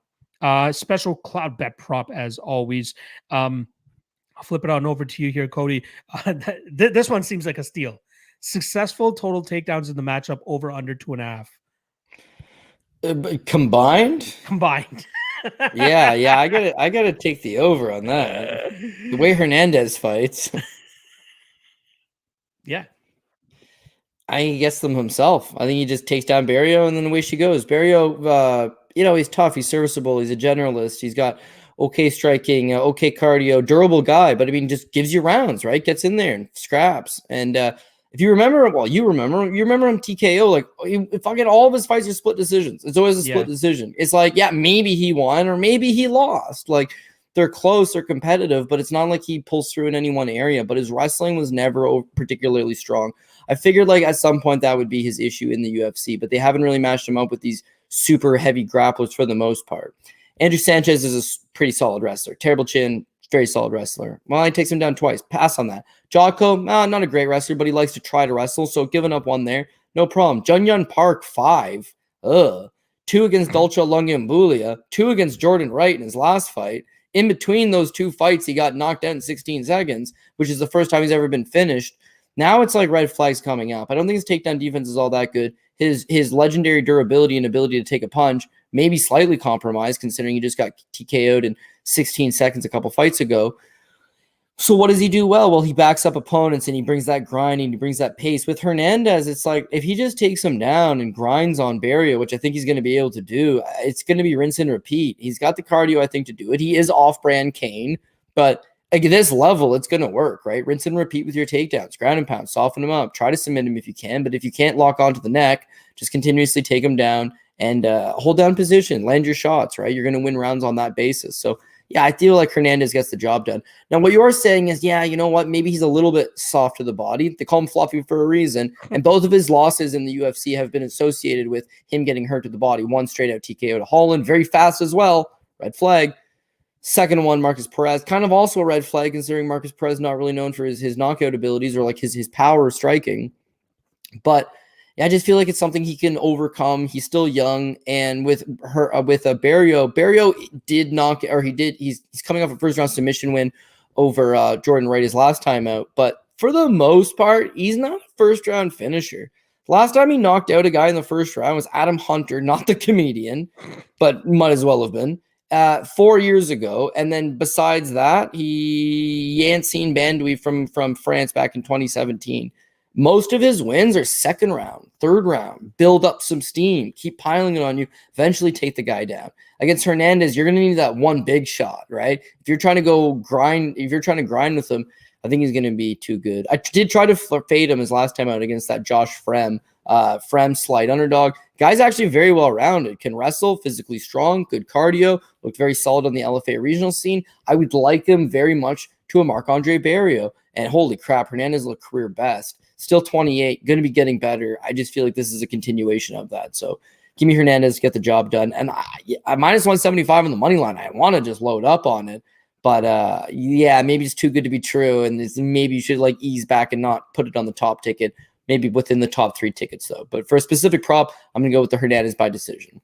I like it. And as most people viewing this know that I have like a little thing with Hernandez and Elliot Marshall, my guy, both on the beat here saying Elliot just entered the chat when I first started talking about this. I had Elliot Marshall on my podcast when I was breaking down his fight with Josh Fremd, and I compared him to, a poor man's version of Cain Velasquez, and Elliot Marshall was just shitting on me the entire time. He goes, how could you compare him to one of the greatest heavyweights of all time? I'm like, I'm not saying he has like that potential. I'm just saying he fights like him. He takes guys over, takes guys down, puts them through the ringer, and just wears on him. And Elliot just kept giving me shit after that. But my guy DXJC here saying Lock 100% did not undersell Hernandez with the Cain Velasquez comparison. I thought it was a laughable comparison at first, but he certainly lived up to it without a doubt. That's all I meant. I'm not saying he's going to go out there and be the greatest middleweight of all time. I'm just saying he tries to replicate his game after Cain Velasquez. It also helps that he kind of looks like him too. If I'm being honest, he just looks like a slimmer version of him. You know what? Realistically, and again, you can't put him on the level of the greatest guys of all time, but when you are betting somebody, you want to bet on Khabib. You want to bet on Islam Makhachev. You want to bet on Gregor Gillespie. You want to bet on Khamzat Chimaev, because the natural characteristic all of them have is like, dog, fuck this striking thing. Just take them down and smash it. That's how you win. That's the winningest way. And guys that can stick to it like a dog on a bone, those are the guys that go the furthest. Now, Fluffy Fernandez has got a long ways to go before he gets into elite discussion, but he's doing what we want to be seen. Even Darren Elkin's been a cash cow a long time, because it's like, well, he tends to do this thing where he just sticks on your motherfucking leg for 15 minutes, and a lot of guys can't handle that pressure, right? So Hernandez will eventually run into another great wrestler, great grappler, and something will happen, right? But Marc-Andre Barriault, not the guy. And of course, he submitted Rodolfo Vieira. Like, that just means he can, he outwore him, right? He outlasted him. He broke him down. Then he got the choke. That's how he fights. That's how Cain fought. Just drown you with pressure, take you to deeper rounds, and at that point, suffocate you. It's almost a Marab type of style as well, right? Just, you don't have to get a ton of control, but as long as you have the cardio and durability to hold up with it, just keep doing it. Rinse and repeat. Yeah, that's it. And people will be like, oh man, it's boring, it's decisions. And then, all you got to do is knock out one guy every so often. And it's like, oh, people are back on track. Like, I'll always remember, because we were Canadian. So it was like, oh, we like George St. Pierre. We like George St. Pierre. And then I would see these American fans and stuff be like, dude, so boring, man. So boring. The most boring guy of all times. Oh, so boring. Everybody said that. Then the pay-per-view numbers, Dana comes out and says, oh, George St. Pierre is our pay-per-view king, he says. It's our pay-per-view king. And then George retires, and you talk to all these American fans, and they're all like, George St. Pierre, best ever, man. You Canadians are fucking tough, man. It's like, whoa, like, you guys all thought he was boring. Nobody remembers boring. They remember domination. You know who's the most boring fighter I can name you off the top of my head? John Jones. Holy fuck. What? Like, watching, he's awful.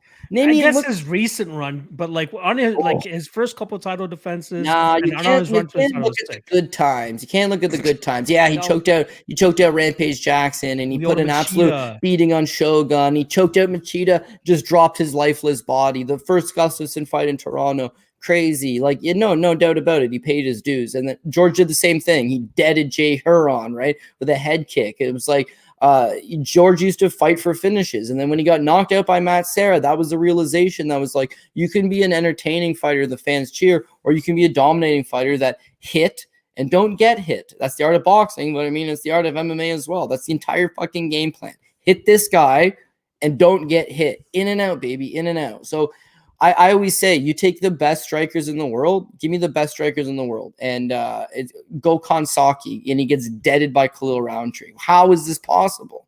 How is this possible? Well, it's possible because this guy's it's punchy kicky, man. You want to stand in front of a full-grown man who's giant and has been, competing and training and getting ready for this one singular moment in time, and he's going to chuck bombs. Like, that's how you get knocked out. But give me the best wrestler and he's going to take the guy down and get on top. Like, how many people not named Macy Chason get knocked out while standing over an opponent? Like, it just doesn't happen, dog. Shout out Just, Nail Donna. Let's go. yeah.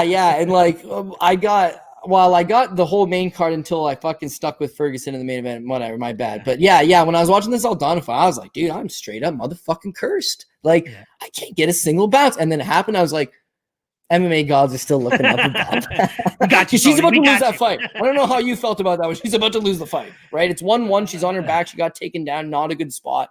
Heel kick off her back.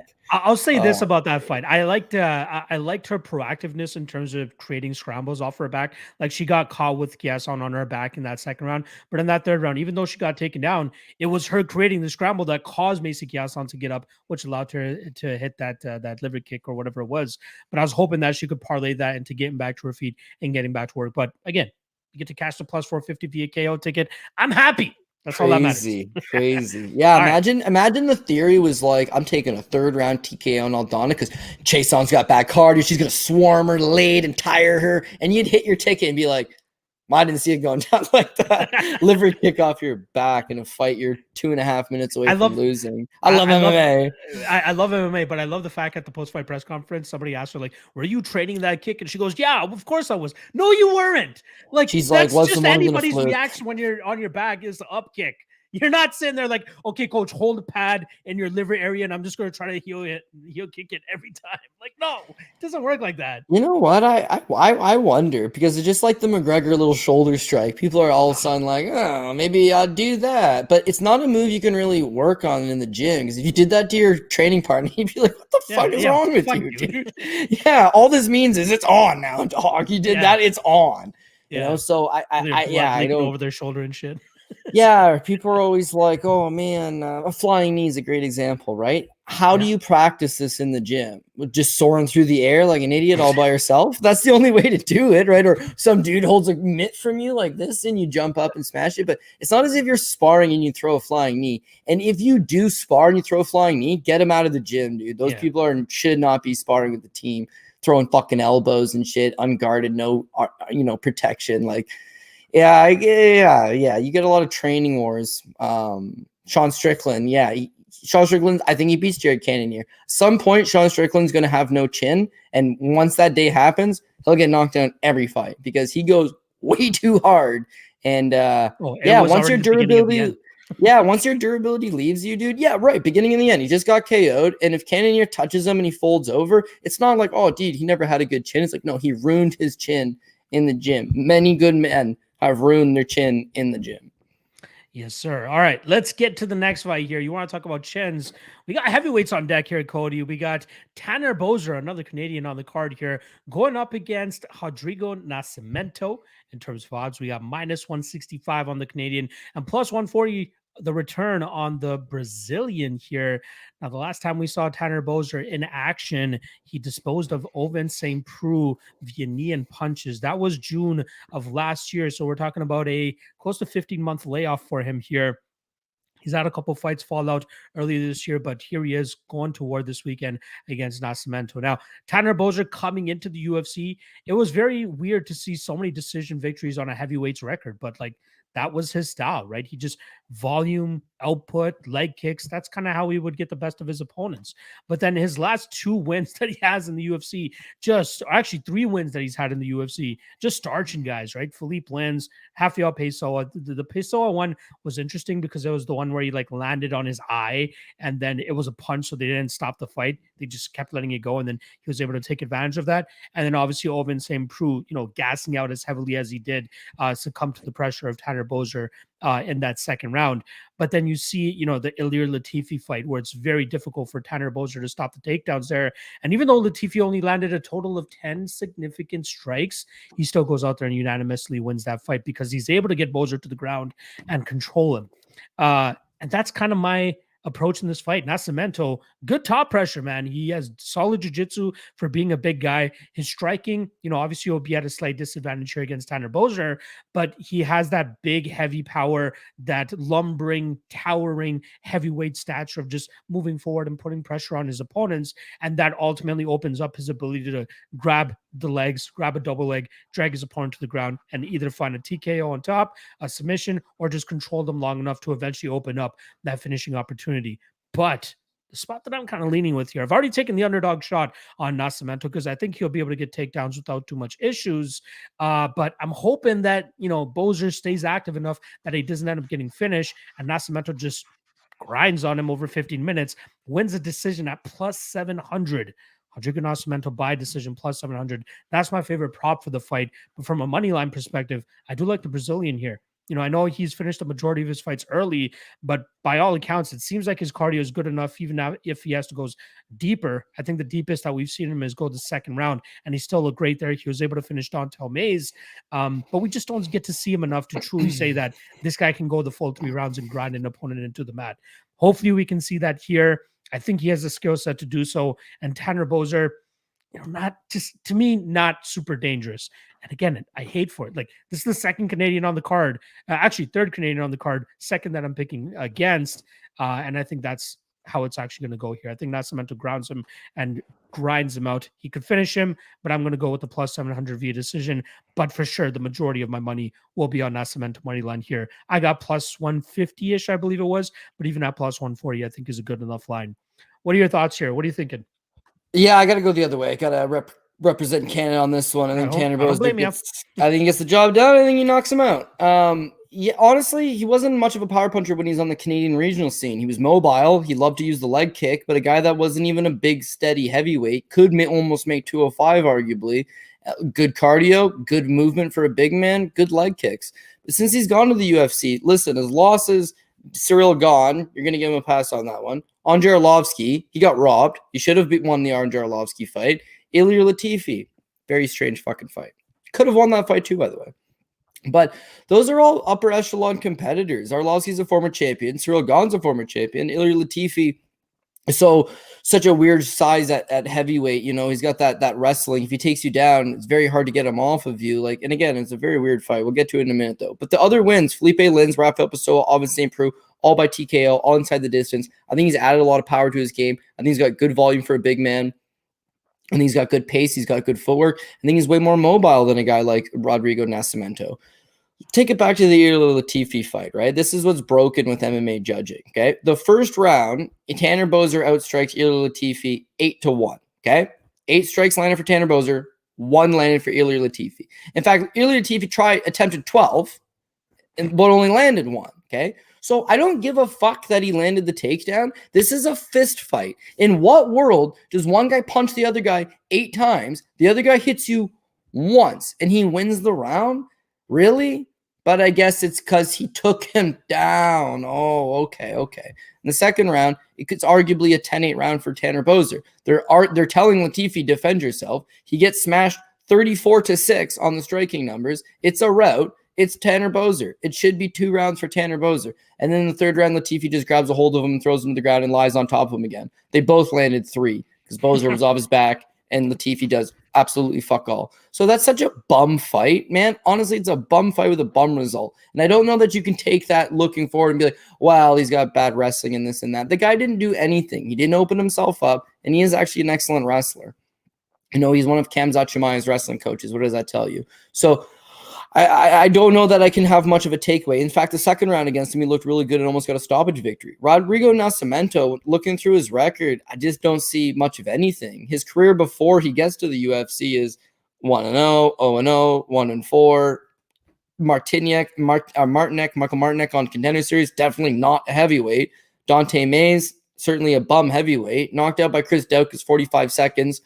Okay, you know, Daukaus, you know, showed off to have a little bit of power. No more power than Tanner Boser has, so I know Boser will be able to replicate a similar thing. It's the Alan Bodo fight. He lost the first round to Alan Bodo straight up clean. Couldn't take him down, couldn't strike with him, slow as fuck, flat-footed, and then in the second round, Alan Bodo completely gassed out.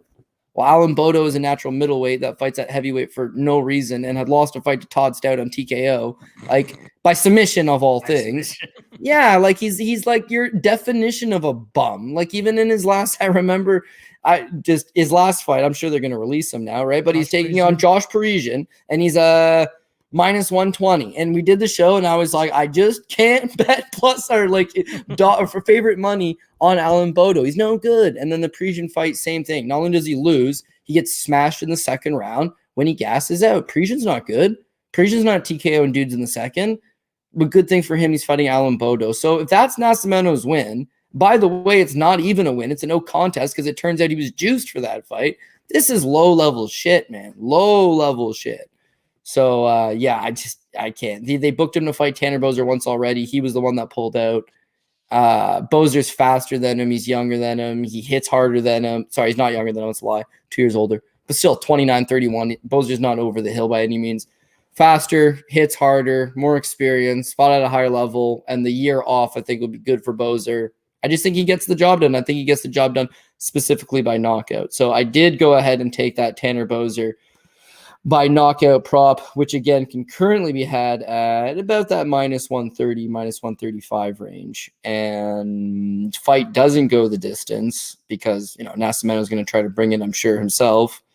I don't think it was a very good price on the fight doesn't go the distance. No, 260. Minus 260. You're going to have to take one side of it. I got Boser. Boser inside the distance, specifically by knockout. You're going Nascimento. Did you say you were more interested in Nascimento by points? Like just grounds him, or you think he finishes him? By points. Yeah, so that's, plus 525, plus 550. You obviously got the value side on that, but I think Boser puts him away. I've been having some bad stretch with shit heavyweights. You know, Jake Collar did it to me again last week. But Tanner Boser's not shit, man. He's the level above. He's mid-level, and at 31, which is super young for heavyweight, he'll be okay. Dude, give him time. I can make excuses for his losses. He'd be fine. If they would have given him the Arlovsky fight, which they should have, and he could have won the Latifi fight, but at the very least, that could have been a draw as well. 10-10 first round, won the second, won the third, or give Latifi 2, give Boser his 10-8 second. That fight could have been a draw. The Arlovsky fight should be a win.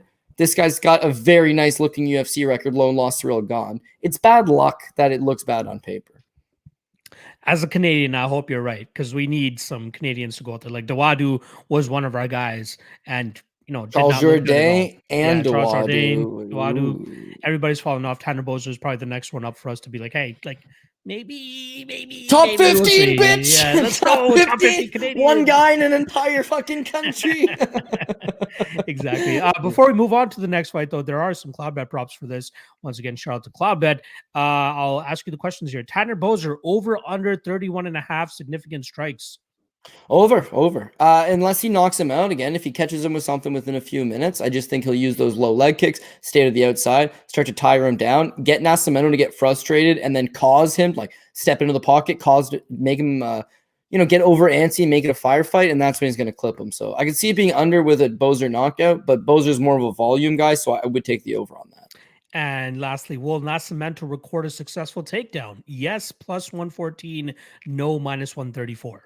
I'm saying no. I think Boser would have tried to address that as much as he could, knowing that it's probably one of his issues. And again, he's a big mobile guy that's going to be able to scoot around the ring. I am a little bit concerned that it is the Apex, I believe, so they're going to be back in the small cage. But I feel like this is something that they would have had to address after the Latifi fight. And then the OSP fight, OSP's best work probably comes from being on the ground. It's like he looked good. It looked like he had tried to wrestle as much as he could.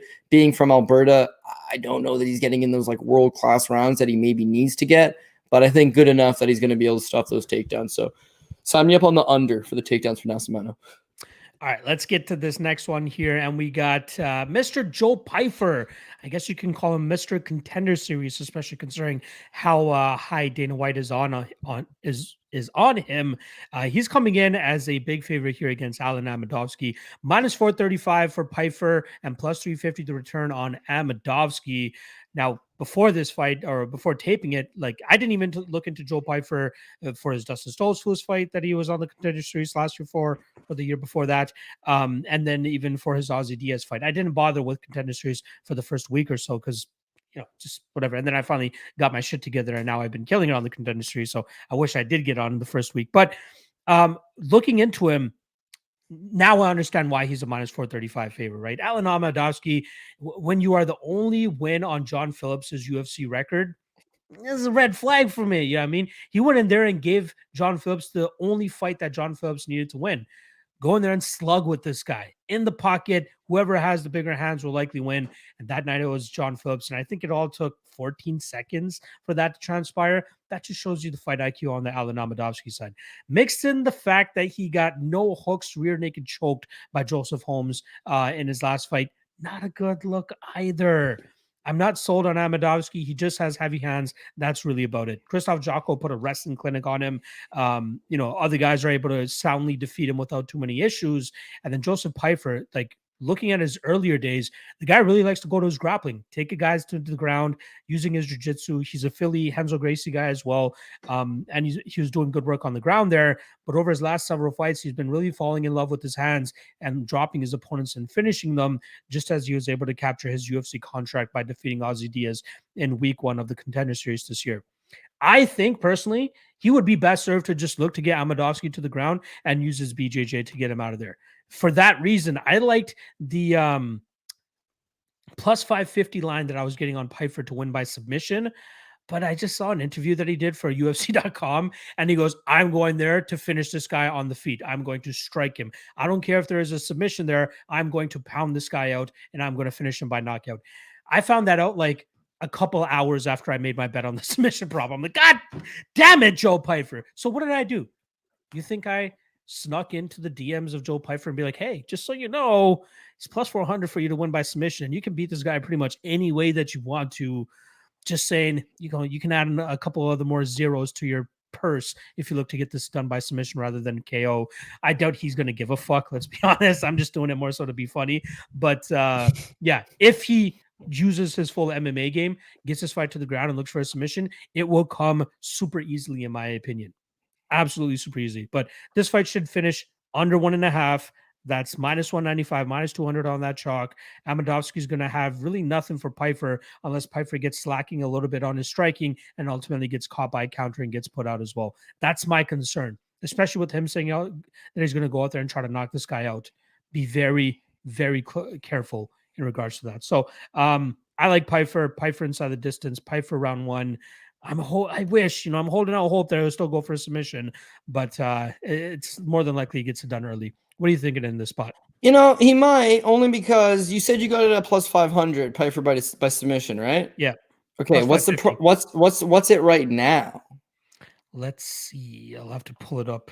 Because I can tell you that it don't look half that. It looks like it's plus 300. So if you beat the line by 250 points, it's possible that you did, means Pyfer and his family bet the motherfucking submission, and then he went out there and made an interview where he was like, no way. Yeah, hey. Not going to happen. And then he's going to dump him to the ground and submit him, because why would you not, right? You can get a plus 550 on FanDuel still. You still can on FanDuel. Damn, that's a damn good price. Right? But of course, yeah, maybe if he's thinking doesn't want to do it. I would say with Alan Amedovski, it was the same thing I would say with your fighting John Phillips. It's like, yeah, you probably could beat him in a striking match, but why would you want to try? He's only going to just sling some bombs. He has nothing to lose. Phillips was They made him change his nickname, but they used to call him the White Mike Tyson. Man, this guy just threw from the hip side. And if he hits you, he's going to knock you out. But everyone just takes him down easily, and that's the end of him, right? Submit the guy, ground and pound him from the ground, neutralize it, but don't stand with him. I don't even think Alan Amedovski is all that good of a striker. Again, Phillips knocked him out in 14 seconds. I don't think his chin's all that good. He just swings some big bombs. But if you're Pyfer, why give him the chance? Now, the thing with Pyfer is he's extremely well-rounded. I mean, he's a guy that wrestled in high school. He started doing Japanese jiu-jitsu at like age 4. I believe he's now currently a Brazilian jiu-jitsu black belt. He can box. I mean, he's got good technical boxing. He seems to fight long, educated jab. I did a lot of tape study on this guy before his first Contender Series fight, and I loved what I saw, and I hammered it.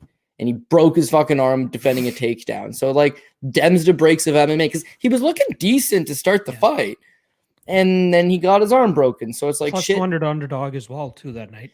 Yeah, like shit. Yeah, well, it's like he's from Pennsylvania. He's very adept. And again, like I did some like dirty deep diving on it, and it was like stories of him in high school, and his buddies would be like, you should take up wrestling because you're a martial arts guy. Wrestling's a martial art. And he'd be like, no, I do Japanese jiu-jitsu and stuff. And his buddy's like, well, wrestling would help your overall MMA game. So he's like, all right. He just like walk on the team and just fucking dusts everybody in the regionals. It was like good talent, good athlete, picks up things quickly, career martial artist, head on his shoulder. And unfortunately, he breaks his arm. But I thought he looked pretty decent. And then he took some time off. He gets a win on the regional scene, quick finish. They bring him back in the Contender Series. Only guy to get a contract on the first episode of the Contender Series. And now they're giving him the Alan Amedovski treatment. Like, the UFC's kind of behind him as much as they need to be. I think the kid's got the goods. Sure, freakish things do happen in MMA, but I think he gets the job done.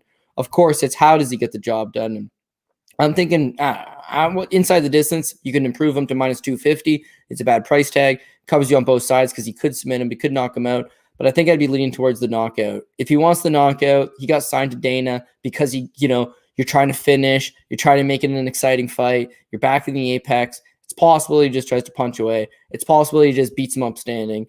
Maybe he just goes for that knockout. But the difference between minus 175 by knockout and minus 250 by inside the distance, you're probably safer to just use the 250, right? Especially if you're considering using it as like a parlay piece. Regardless, Pyfer's the guy this weekend. I think he wins this fight. MMA is a crazy bitch. Anything can happen. But this seems like the fight on the card. Yeah, a perfect prop-up spot as well for Joe Pyfer here. It's weird the treatment that Amedovski is getting as well, right? I believe his last fight was against another guy that was, Joseph Holmes, another guy from the Contender Series that they were trying to prop up in that spot as well. But should be a good spot for Pyfer. Here is the special cloud bet prop for this one, Cody. Will this fight last at least 100 seconds?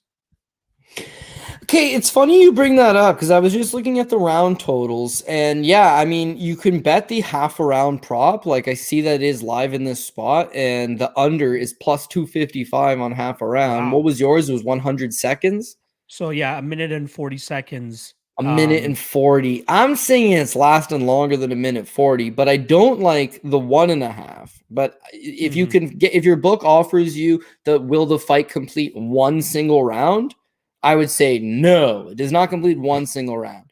It could get late. Like, I want the under 1.5, but the price is minus 200, right? So I would rather just take that it doesn't get out of the first, and at that point, it's basically even money still. But 100 seconds, yeah, I like it. I like it. Unless Pyfer is reckless and just runs in completely reckless abandon, and Amedovski goes full YOLO mode because he's 0-3 and about to get his walking papers. A minute 40, like, yeah, I would be inclined to say the fight lasts longer than a minute 40, but we'll see. It's Amedovski at the end of the day. Who knows what this guy's going to do? He's happy with shooting himself in the foot. Yeah, like, he's just no good. But imagine Joseph Holmes has the no hook rear naked choke and then said, "Oh no, I want to knock him out and let's go with it. We're getting over that 140, right?" Jotko is not terrible, just can't finish a sandwich. The guy, he went 15 minutes with him. Whatever, there's a lot of cage control. I would assume Josh Pyfer is one of these young, hungry. He wants to get after it, wants the big finish. He's going to do his damnedest to put him away in 90 seconds. Again, you know what? I don't mind your 140. I'm looking at this. I'm right back looking at this half a round prop at plus 255. Like, half a round, dude, that's 2.5 minutes he's got to work with. plus 255. Anyways, I think we all agree Pyfer wins. Pyfer wins inside the distance, and we're just playing with our food at this point. Like, oh, does he want to choke him out, or does he want to knock him out? Does he want to do it in 1 minute, or does he want to do it in 2 minutes? Like, it seems like he'll have his way. That's about all you can get off it. I love this quick conversation that the live chat is having here. Buffo on the beat saying, does Amedovski have any wrestling? He said on MMA Junkie, he's not a boxer. What's his specialty? And then Colby Chaos replies with getting KO'd. Perfect. I love it. And I mean, I hate to shit on it, but I'm always like, who's the best guy from Macedonia? Like, who the fuck does this guy work with? Who does he get ready with? Like, I know he's bounced around to a few camps here and there, but there's a fight this weekend, Deontay Wilder versus Hellenius, right? Robert Hellenius versus Deontay Wilder. So I'm watching this thing on Robert Hellenius, and he's like, oh man, I sparred with Tyson Fury, I've sparred with Anthony Joshua, I've sparred with the Klitschko's, Alexander Povetkin. Like, it's like, damn, he's sparred all the best guys. And he's like, and now he's like 33 or 34. He's like, now I just opened up my own little gym in like Finland, in like the mountains. The town is a small little town. Like, and he's just like, and I own my own gym. He says, I can train whenever I want. Oh, shit. This guy's dead. He's fucking dead. This guy is dead, man, walking. Wilder is going to absolutely torch him by KO in under 6. But it's like, it's what's comfortable to you. So I think this guy would have said, hey, man, I've tried to go down to some bigger camps, and I've tried to go down to Italy for some training, and I was doing some like American top team Milan or something stupid. Not stupid, just an off branch in Europe, getting some rounds in. The results aren't there. He's lasting not very long in there. Some point, it's like, what? Instead of spending the money traveling, maybe I'll just stay close to home. And he's not making those improvements. Stand up, he's a liability. Got knocked down in 14 seconds. Ground game, he's a liability. He got no hook rear naked choked by Joseph Holmes. It's one thing to get no hook rear naked choked by Yuri Prochaska, who put a beating on you for 24 minutes and is a goddamn Czech samurai and a big boy. It's another thing, Joseph Holmes, to choke you out 1 minute and 4 seconds. Come on, man. You didn't train at all? Probably didn't. So the UFC, look at TJ Laramie, extremely talented, 24 years old. They gave him a tough fight in Minner. He should have won that fight, yes, but Minner is a submission ace. And then the second fight against Pat Sabatini, he was a 5-1 underdog against Pat Sabatini. Not a good fight for him, right? Loses the fight, and they cut him after 2 fights. Sorry, kid. You're just not quite ready. That was yeah, and then Alan Amedovski's hanging on. Why are you letting him fight his 4th fight? Because they're not willing to just let TJ get beat up and lose his record. They're telling him, go to the regional scene, get some wins. We'll have you back. Pretty up your record. Alan Amedovski, he's in a role of he's being fed. They've kept him under contract so they can feed him to somebody. They're doing the same thing with Mike Jackson. Like, they didn't give him a fight for 2 years, and then they tried to feed him to Dean Barry. Wouldn't you know it? He fucking wins. Disqualification. I wish they gave TJ that Melsik Baghdasaryan fight again. Like, that was the one he was supposed to take, and then Sabatini comes. Yeah, but that's a tough ass fight too. It got announced the first time. I was like, shit, what's this kid doing? And then it got canceled, and then they booked it a second time. It's like he got a skin infection. Something ended up happening and pulled out of the fight. But like, those aren't easy fights, man. I always think to myself, like, you got to ease this guy in. I'm the biggest Trevor Peake guy going, right? But they need to ease him in. Give him Nicholas Mota or Cameron Van Camp. That's a great fight. That's a great fight at 55 to wet your feet in, right? Give him Trey Ogden. That's a fight to wet your feet in. Come along, right? There's so many guys on the roster that it's like they're 5, 10, 15 fight veterans. They've been there, done that. Even Jim Miller is a prime example. How many fights does he have in the UFC? 31? He's 31 fights in the UFC, right? Okay. Nicholas Mota was making his fucking debut, and they made him fight Jim Miller? What? Shout out to Paul Shaughnessy. Hit that goddamn Jim Miller plus money. Fucking guy. Anyways, it's like the matchmaking sometimes has no rhyme or reason. They either like you or they don't give a shit about you, right? Yeah. You need those matchups. It seems to me like Pyfer had a really good story. He broke his arm. He went back to the regional scene. He got his win. He came back to the contender series. Dana shits on every single guy in the room other than Pyfer, gives him the contract, and now you're going to float him over and let him take on Alan Amedovski. They know what they're doing. He just needs to deliver. And yeah, we're on the same page. Shout out to Anton Turkali, who was also on that episode and still managed to get into the UFC, but he needed to get it beat up by Jilton Almeida first before he was able to truly be in the UFC. So shout out to Anton for still finding a way in. You guys got brass cojones, man. I mean, even though he got dusted, it was like when you're undefeated, and trust me, I matchmake, right? When you're undefeated, it's really hard to get these guys to take like a challenging fight because they're undefeated. They want to take the fight that makes the most sense. Anton was 10-0, okay? So to call him up and be like, dude, do you want to fight a guy that is he's moving up a weight class on short notice against a world beater, and you're an 8-1 underdog? Who would take that fight as an undefeated prospect? Sometimes you do. Sometimes you have to. He didn't get a contract on the Contender Series, so you need to now step up and take the tough fight. There's no easy way ins. I gave you a chance. You fought on the Contender Series. You fucked up. Now the only way back in is the tough way through. Even that Mario Souza, they're like, it's his third time on the Contender Series. Oh, blah, blah, blah. Fight Aliskarov. It's like, why are you wasting his time? You know, like, do you not want him? Then don't sign him. But why you just bring him out to get thumped? Because it's like, we already gave him 2 chances. So if he wants in, he's going to have to fight as a massive underdog and pull a rabbit out of his hat. There's just, the favors are it's done. That's kind of how it almost operates. And even in the case of TJ, he wins on the Contender Series against Daniel Swain. It's a layup, right? Wins. They bring him to the UFC. It's like, here's Derek Minner. That should have been his layup. It should have been. But he lost. And now it's like, oh, yeah, okay, here, take on Pat Sabatini, 5-1 underdog. Good luck with that. It's like they quit on you very quickly. But they one guy, clearly, they've already quit a long time ago, and Alan Amedovski. Yeah, they're definitely not in the Amedovski business, that's for sure. No. All right. We're both on the Pyfer early finish. I'm hoping sub, but we'll see if he goes against his word because he wants to get a knockout, apparently. All right, let's get to this next fight here. Fun fight. Can't wait to hear how you have it broken down. But we got Andre Fili going up against Bill Algeo. In terms of odds, we got -125 on Fili and +105 to return on Bill Algeo. I was having a tough one breaking this one down, Cody. It's a very intriguing fight on both sides, right? Both guys have like a weird striking style. Algeo, a little bit more flashy, likes his spinning stuff, likes his flying stuff. A lot of his shots not really coming in combinations, but more so just to like throw flashy shots out there and hit you with 1 or 2 things every now and then. On the flip side for Fili, a little bit better of a striking, or at least more of a reliable striking game plan and style that he can go out there and implement. That might be his advantage here against Bill, but it's just, can he track him down and actually hit him rather than just whiffing at the wind pretty much every single time.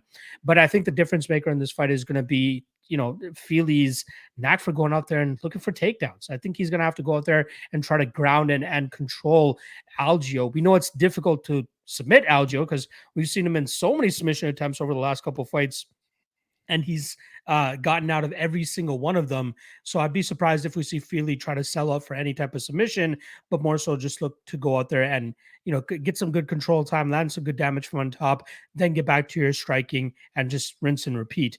But Fili been on a tough stretch over his last 3 fights, right? He's 0-2-1 no contest. He was looking kind of good in the Daniel Pineda fight, but accidental eye poke leads to that fight being a no contest.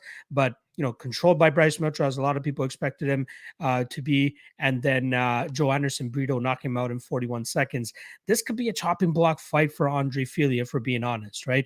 I remember when Fili first came into the UFC, the Team Alpha Male guys were hyping this guy up. Oh, he has a great nickname. It's Andre Touchy Fili. Look out for this guy. He's going to be a fun fighter.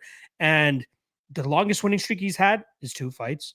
This is the longest losing streak he's ever had. He's never lost 2 fights in a row up until this point, and he's accumulated a 9-8-1 no contest record over his UFC career thus far. So we know what his ceiling is.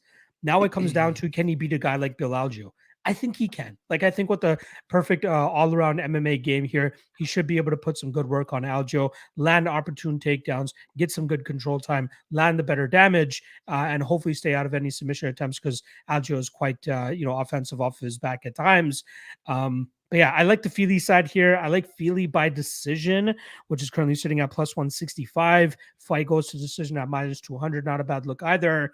But in a coin flip fight, like you would say, okay, go with the plus 105 underdog in Bill Algeo, but that's just not enough of an edge for me to be like, yes, I'm going to bet Bill Algeo because I think this is a 50-50 fight.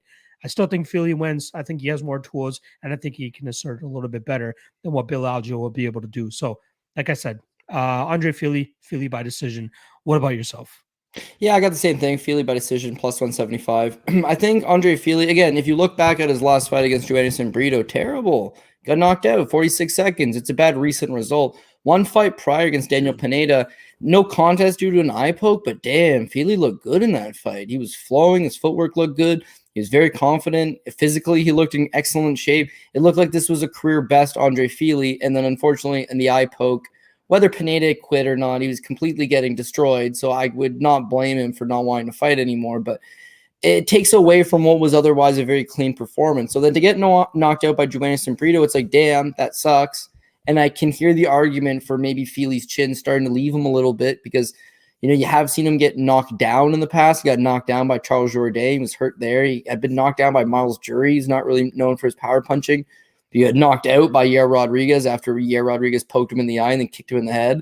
So yeah, like maybe at 32, those wars in the gym, like getting just knocked out, like none of that bodes well for you. But Joanderson Brito has heavy hands. He's got that big power. When you look at Bill Algeo, they'll tell you he's got 4 career knockouts. It should be 3 because that last one against Herbert Burns, like it's just Tabology lists it the best. They got it as like exhaustion due to damage. It's not a TKO. They didn't even list TKO.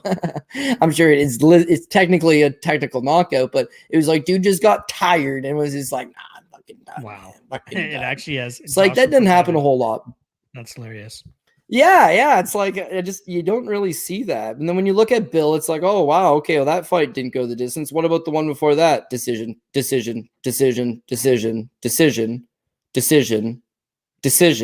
Oh shit, he choked out John DeJesus 3 years ago. John DeJesus, shout out, Bellator veteran, cashes plus money tickets over there.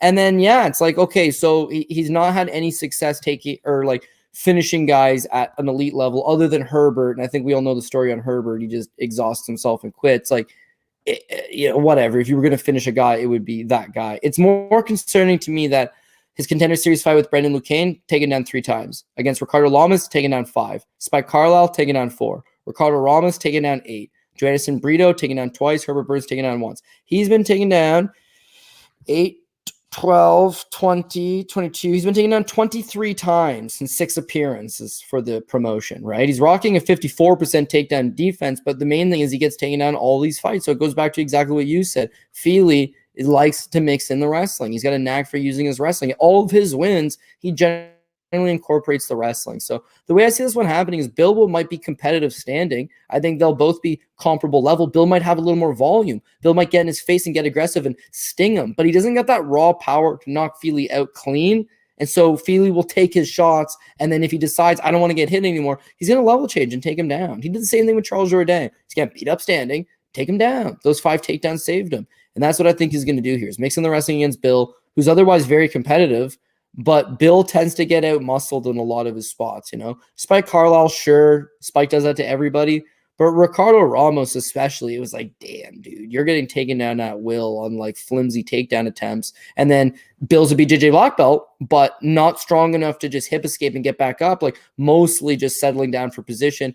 The odd time that he would get back up, he just got peeled right back to the ground. So if you're Fili, you need to win. First and foremost, you need to win. The way to secure that win would be to go for the takedowns. You're out of a wrestling heavy camp. Your coaches are no doubt smart enough people that they've watched the tape and they're drawing up the same conclusions that you and me are. Use your wrestling. If he does so, he gets the decision. Now, plus 175, I'm taking a shot at it. Yeah, I'm glad that you like it as well, because this one I felt like is the toughest fight to call all week, but it does come down to the sketchy takedown defense of the Bill Algeo side. But CloudBet does have a prop in regards to total significant strikes landed combined. It's at 120 and a half. What are you thinking? Does it go over 120 and a half or no?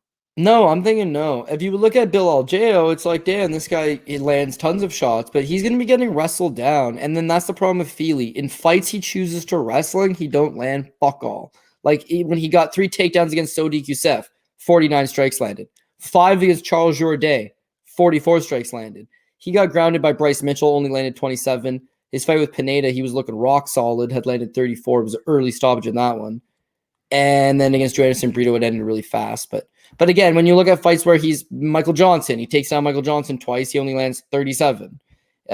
His career high, you said he had a 9-8-1 record. The one should have been a win, so he should be 10-8. So he's had 18 fights, and 80 is his career high landed in a fight. This 80. is combined. So this is combined with Algeo as well. Yeah. So, but what I'm saying is that Fili is not, he's not landing much. And when he wrestles, he lands even less. And in this fight, we're expecting him to wrestle. So he won't land fuck all. And if he's the one taking down Bill and Bill's lying on his back for the majority of the time, he's not going to make up the difference on that either. I'm saying it's a hard under. It was set at like 120. It's pretty high, no?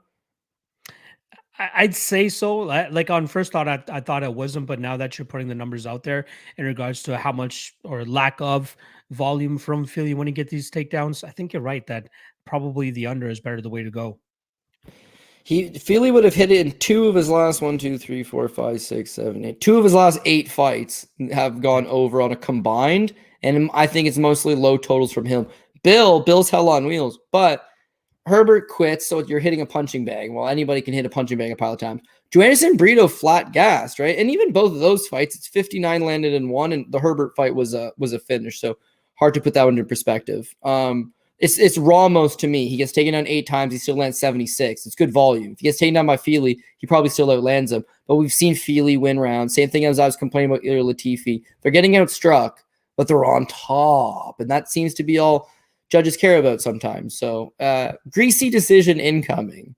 I'm just hoping it floats toward me. Can I get an even greasier price on a split decision? Oh, I'm sure. Yeah, I don't even know if my book is released. Philly by split plus 700. Oh, me like it, because this thing's gonna be greasy, right? Greasy as yes, sir. All right, let's get to the co-main event here. We got a fun middleweight fight here between Chidi and Jokani, red hot Chidi and Jokani, I should say, going up against Gregory Rodriguez. In terms of odds, another fight with close odds.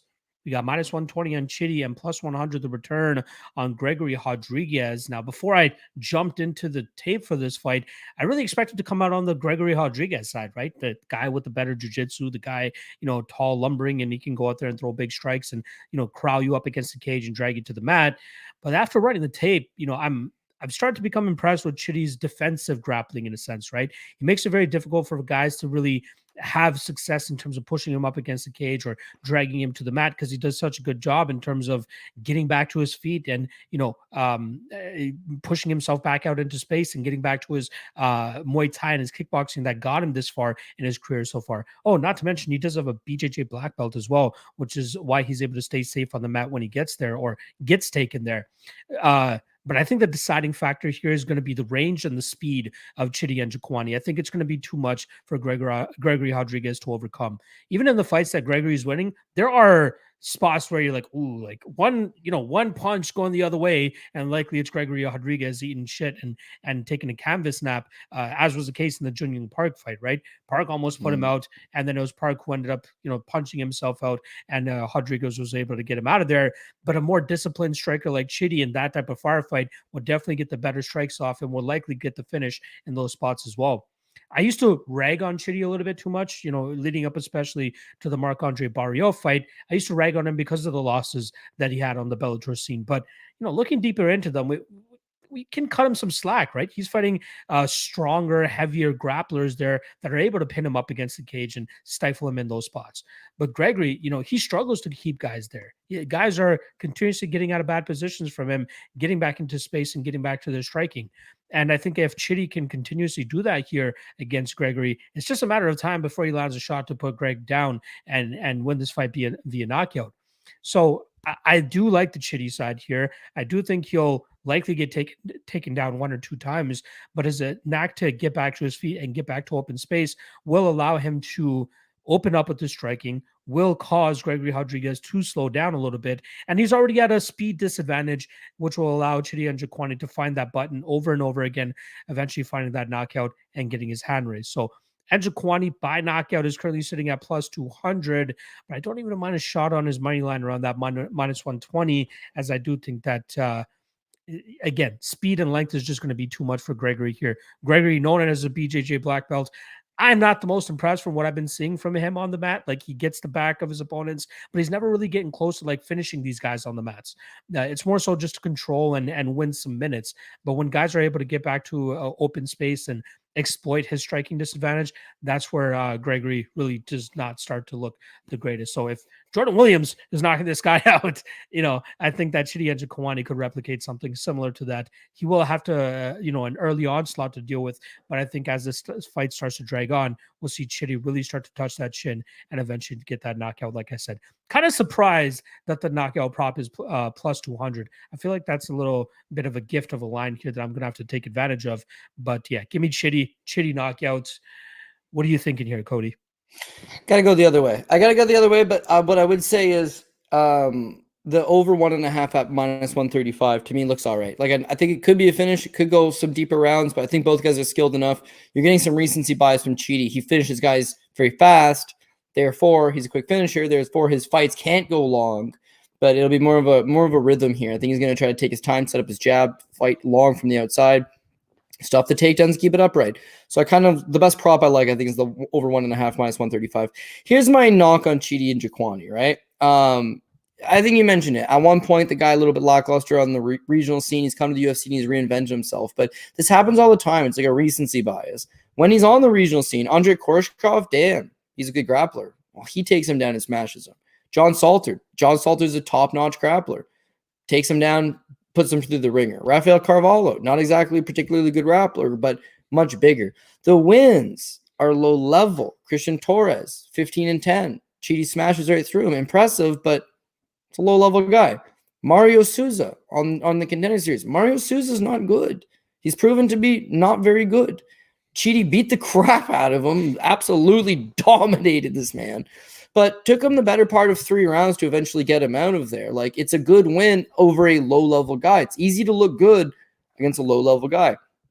Barriault, very impressive. No one's ever knocked out Barriault. Chidi's got slick striking, full display, 16 seconds, but a couple things weren't addressed. His cardio, not addressed. Stuff like takedown defense, not addressed. He just got a quick win. The other thing is, where would you rank Marcel or Marc-Andre Barriault in the division? Is he a top 20 guy? Is he a top 25 guy? Because he sure as hell ain't a top 15, top 10 caliber guy. He's a body. Chidi knocks him out. Does that make him a world beater? I don't think so. Dusko Todorovic might be the most defensive liability on the entire roster. This guy does not defend himself. He is there straight up for the taking to get KO'd. Wouldn't you know it? Chidi knocks him out. So yes, he's looked really good, but the same thing happens with Chaos Williams or Abdul Razak Al Hassan or Michel Pereira. They come to the UFC and they are dynamite. And then a few fights into the UFC, it's like, where's that huge power? Where's all those intangibles? People get really high on you because of the quick result, but you'd have to see way more of it. Chidi's 33 years old. He has had problems grappling. He has had problems with cardio. None of these 4 opponents tested him in either of those 2 areas. Now he's got someone in Gregory Rodriguez that figures to do that. He's only 30. He's getting better. He's at a Kill Cliff FC. He's getting rounds with the best guys in the world. Chidi, meanwhile, is his own Brazilian Jiu-Jitsu, not his own coach, but he's teaching the classes at the gym, and he's striking with his brother, Anthony, who's in his 40s. I don't know that he gets in those same rounds as Rodriguez. I just feel like Rodriguez got better cardio. He got better wrestling, physically strong. I hope he doesn't get into a slugfest with him because, again, as you mentioned, the Jung Young Park fight was like he should have lost that fight. And then the Armin Petrosian fight, he took some killer shots and he landed some killer shots. But that's not the way to win the fight, man. Get the guy to the ground, implement that grappling, lean on him, wear on him. And I think that's the way to open it up. So I'm taking the over 1.5 at minus 135. I think either Gregor Rodriguez does take him down, slows him down, tires him out. We're hitting the over. If Chidi wins, Chidi may knock him out. But I don't know that he knocks him out in under 1.5. I think Rodriguez will take a couple shots and you'll get a little bit of a prolonged fight. So that's what I'm going. But if I had to force my hand on one of these 2 guys, I'd take Gregory Rodriguez. I'd take him by decision, which could be had at plus 425. I don't think he chokes out Chidi, who, again, awarded his BJJ black belt and seems to be made real leaps to his overall grappling game, hopefully enough to not get submitted. The other thing with Rodriguez, I know you mentioned this as well, He's a BJJ world champion black belt, but like his grappling looks soft as shit. Like he takes the back. Most guys, world class guys, once they take your back, that's it. Aljamain Sterling takes your back, that's it, right? Guys body triangle you, that's it. Ryan Hall, that's it. You don't go anywhere. They're on your back, that's it. Gregory Rodriguez takes the back all the time, and they just turn into him and get up. It's like, how is this happening? I watched him on those UFC Fight Pass Invitationals. Joe Selecki is a 55er. He's a 55. Cody Steele's a welterweight at best. And it's like he's just slumped on top of him. He can't even pass guard. It's like, oh my God. That's what opened my eyes a lot. Like not just his MMA performances, but like that invitational where like I'm like, okay, let's finally see what Gregory Rodriguez has with this BJJ. And it's just doing the bare minimum. So yeah, I can't really be sold on that myself. Yeah, and you mentioned the Jordan Williams fight where he just completely gasses out, and once he gasses out, he looks awesome the first 3 minutes, and then he looks terrible. So when you're that built, you're that jacked, you're gonna have to figure out how to conserve your energy and how to fight at this time, the proper time to explode, proper time to do this, proper time to do that. What I will give him props on is, that Armen Petrosian fight. I bet Armen Petrosian for the dog money. He could have won that fight, man. Like Gregory Rodriguez, it was a hell of a good fight. He could have won that. And I actually rank Petrosian fairly okay. Like I think he's a decent prospect. Likewise. And then Julian Marquez, very durable. And he just goes out there and blows right through him. Nobody's ever just knocked out Julian Marquez in 3.5 minutes other than, Miley Cyrus in his DMs, or who was he trying to pick up? Miley Cyrus. Yeah, right. Out of all the people, I guess out of all the people, you probably got the best chance there. Yeah, that's fair enough. Like I don't know. Nice knockout. You can tell that his power is getting a lot better. You can tell that he's making improvement. Grappling is good. Still 30 years old. Training at one of the best gyms in the world, Kill Cliff FC. I do expect to see improvements out of him. I need him to grapple up against Chidi. I need him to slow him down. If he's able to do all that stuff, I think he's live for that decision on plus 425. But again, the safest pick, I think, would just be that over 1.5 at minus 135. All right, some contradiction from both me and Cody here in terms of views and dissenting views here. I do agree with you that I think that if Chidi wins, it probably does come a little bit later. Like he's going to have to settle in a little bit, stuff some takedowns and get off the cage a little bit. But man, Chidi can bang almost at any point, and we'll see if it goes off over that 1.5 round mark here. All right. That sets us right up for the main event. But first and foremost, shout out to the 150 live viewers that we currently have with us, rolling with us 2 hours deep into the podcast. We appreciate you guys. We love you guys. Hit that like, hit that subscribe below, and drop a comment afterwards as well if you're still around at that back end of the show. All right, let's get to the main event here, Cody. We got a great bantamweight fight. We got minus 190 on Corey Sandhagen, plus 160 to return on Song Yadong. Very fun fight. I was super excited when they announced this fight initially, and the fact that we're possibly going to get 5 rounds of it, I'm even more excited because this fight is going to be very, very fun. Now, very fun fight, right? Song Yadong on a bit of a streak right now, finishing Marlon Moraes, I believe, in his last fight, but I think everybody and their mama saw that one coming. But before that, managed to knock out Julio Arce in the second round of their fight back in November of 2021. Very impressive performance there. But the one that kind of stood out to me was the Casey Kenny fight. I'm a lot higher on Casey Kenny than most people are. So to see Song Yadong defeat him and stifle him the way that he did, I was quite impressed by that. But it's the Kyler Phillips fight. It's the Marlon Moraes fight. Even though he got a win there, those two fights kind of lead me to believe and side with this Corey Sandhagen side, right? Song Yadong, similar to Daniel Rodriguez last week, they find a lot of their success from trading with their opponents in the pocket, right? I say Song Yadong more so with his speed and his ability to throw big power punches and get that respect of his opponents. But when guys are able to play that outside game, it's harder for them to close that distance and land those big shots. It was fully on display against Kyler Phillips, where Kyler clearly won the first 2 rounds by darting in and out, finding his moments to blitz and forward and land his big strikes and get out of the way before Song Yadong could land his own strikes. Kyler, we obviously not the greatest gas tank, which is why Song was able to take over in that 3rd round. But unfortunately, too little, too late. Kyler Phillips was able to get his hand raised. Marlon Vera, another guy that likes to use the range to his advantage, use it either from striking from his back foot or even pressuring from distance and keeping his opponent on his back foot. That's what he was able to do the longer that his fight went with Song Yadong. Now, this is the first 5-round fight on Song's career, right? At least in the UFC. So it's questionable in terms of will he be ready to go full 5 rounds with a guy like Corey Sandhagen, who we know is ready for 5 rounds and has the output and the pressure to make his opponent work, get their heart rate up, have a high work rate that's going to make them slow down the later that the fight goes. And especially when you have a guy that throws as much power as Song Yadong does, that takes a little bit away from your cardio every time you throw a big combination. Not to mention a big combination, but a big combination that misses. And I think he's going to be missing a lot here against Corey. So I do like Corey in this fight, man. I don't even mind the minus 190 on his money line, but the spots that I'd be looking at is possibly like Corey by decision, which currently sits at let me pull it up here. Corey by decision is currently sitting at plus 120. If you have access to one of those sites that gives you the round 3, 4, and 5, round 4, 5 and decision prop, I think that's solid as well. I can quickly give you guys that number as soon as it loads up for me right here. It's currently sitting at 1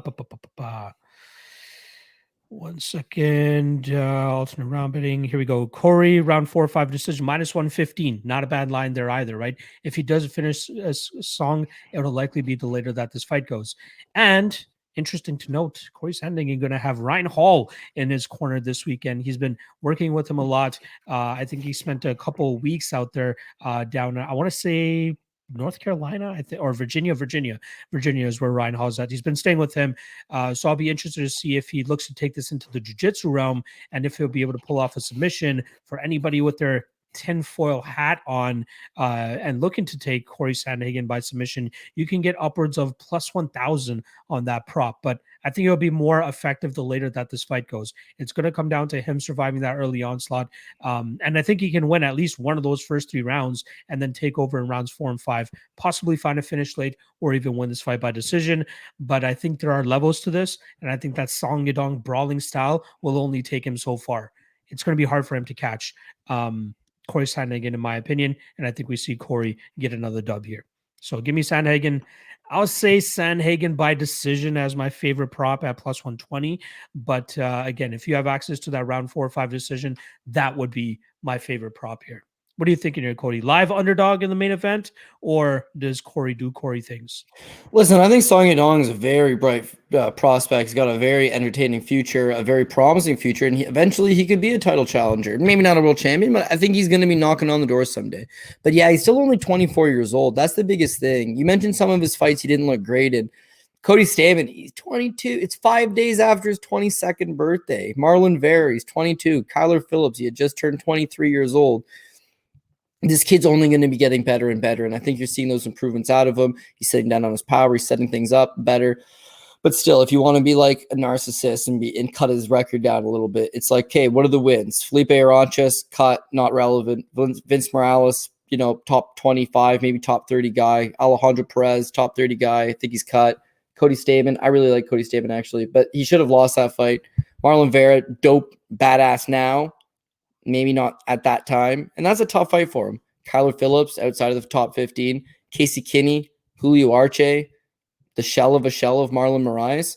Meanwhile, it's like Corey Sandhagen, man, he fought Peter Yan tooth and nail for 25 minutes. He fought TJ Dillashaw tooth and nail for 25 minutes. He too fought Marlon Moraes, your biggest win. He's fought Aljamain Sterling. He's fought Frank Yeager. Dude fought John fucking Lineker and lived to tell the tale and brawled with him for the most of it.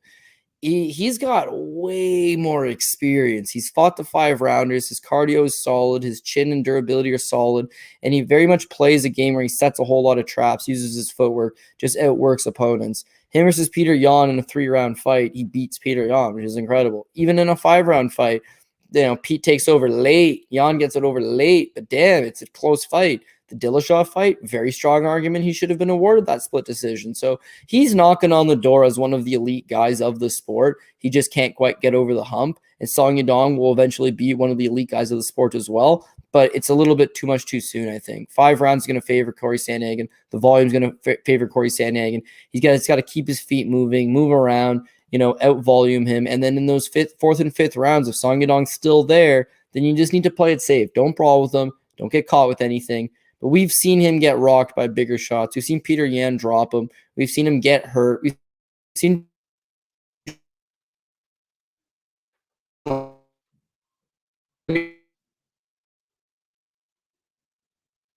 We losing Cody?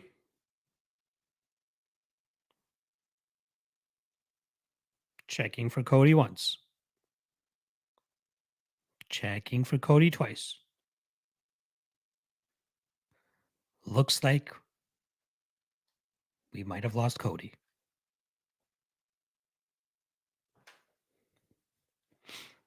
I'm hoping that he will hop out and then hop back in. It was funny because we were talking about this right before the beginning of the show. We're like, hey, last time we tried it when he was in his studio there, and it really messed up, which is why he went and did that alternate setup the last time we did the show. But it's doing very good. 2 hours and 20 minutes into the show, and no fuck up until right now. Let me see if I can add him back in here. Nope. I think he hopped out. He's hopping right back in, right at the ending of the show as well. I'll wait for him to get his ass back in here. But it looks like we were going to start aligning on the same read in this fight. But I'm interested to see what kind of prop that he'll be looking to target, though, as that is probably the main difference that we have here. I know. Buff on the beat saying it was perfect all stream. Yes, it was. Author saying Canadian Wi-Fi. Hey, I'm Canadian too, and I live like 20 minutes away from him.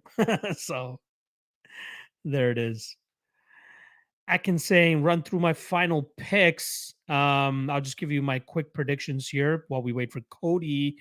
Starting at the bottom of the card, we're gonna go Mota, Javid Basharat, Daniel Zellhuber, Jillian Robertson, Loma Lupone, Trevin Giles, although Cosce round 1 plus 750 looks very good to me. Sarah McMann, Damon Jackson, Anthony Hernandez, Rodrigo Nascimento, Joe Pyfer, Andre Fili, Chidi and Jokani, and then Corey Sandhagen in the main event. Let's get Cody back in here. As soon as he does,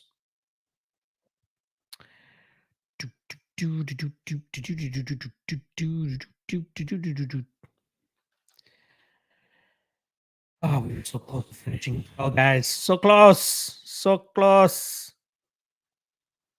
I'm sure he'll hop in here. There he is.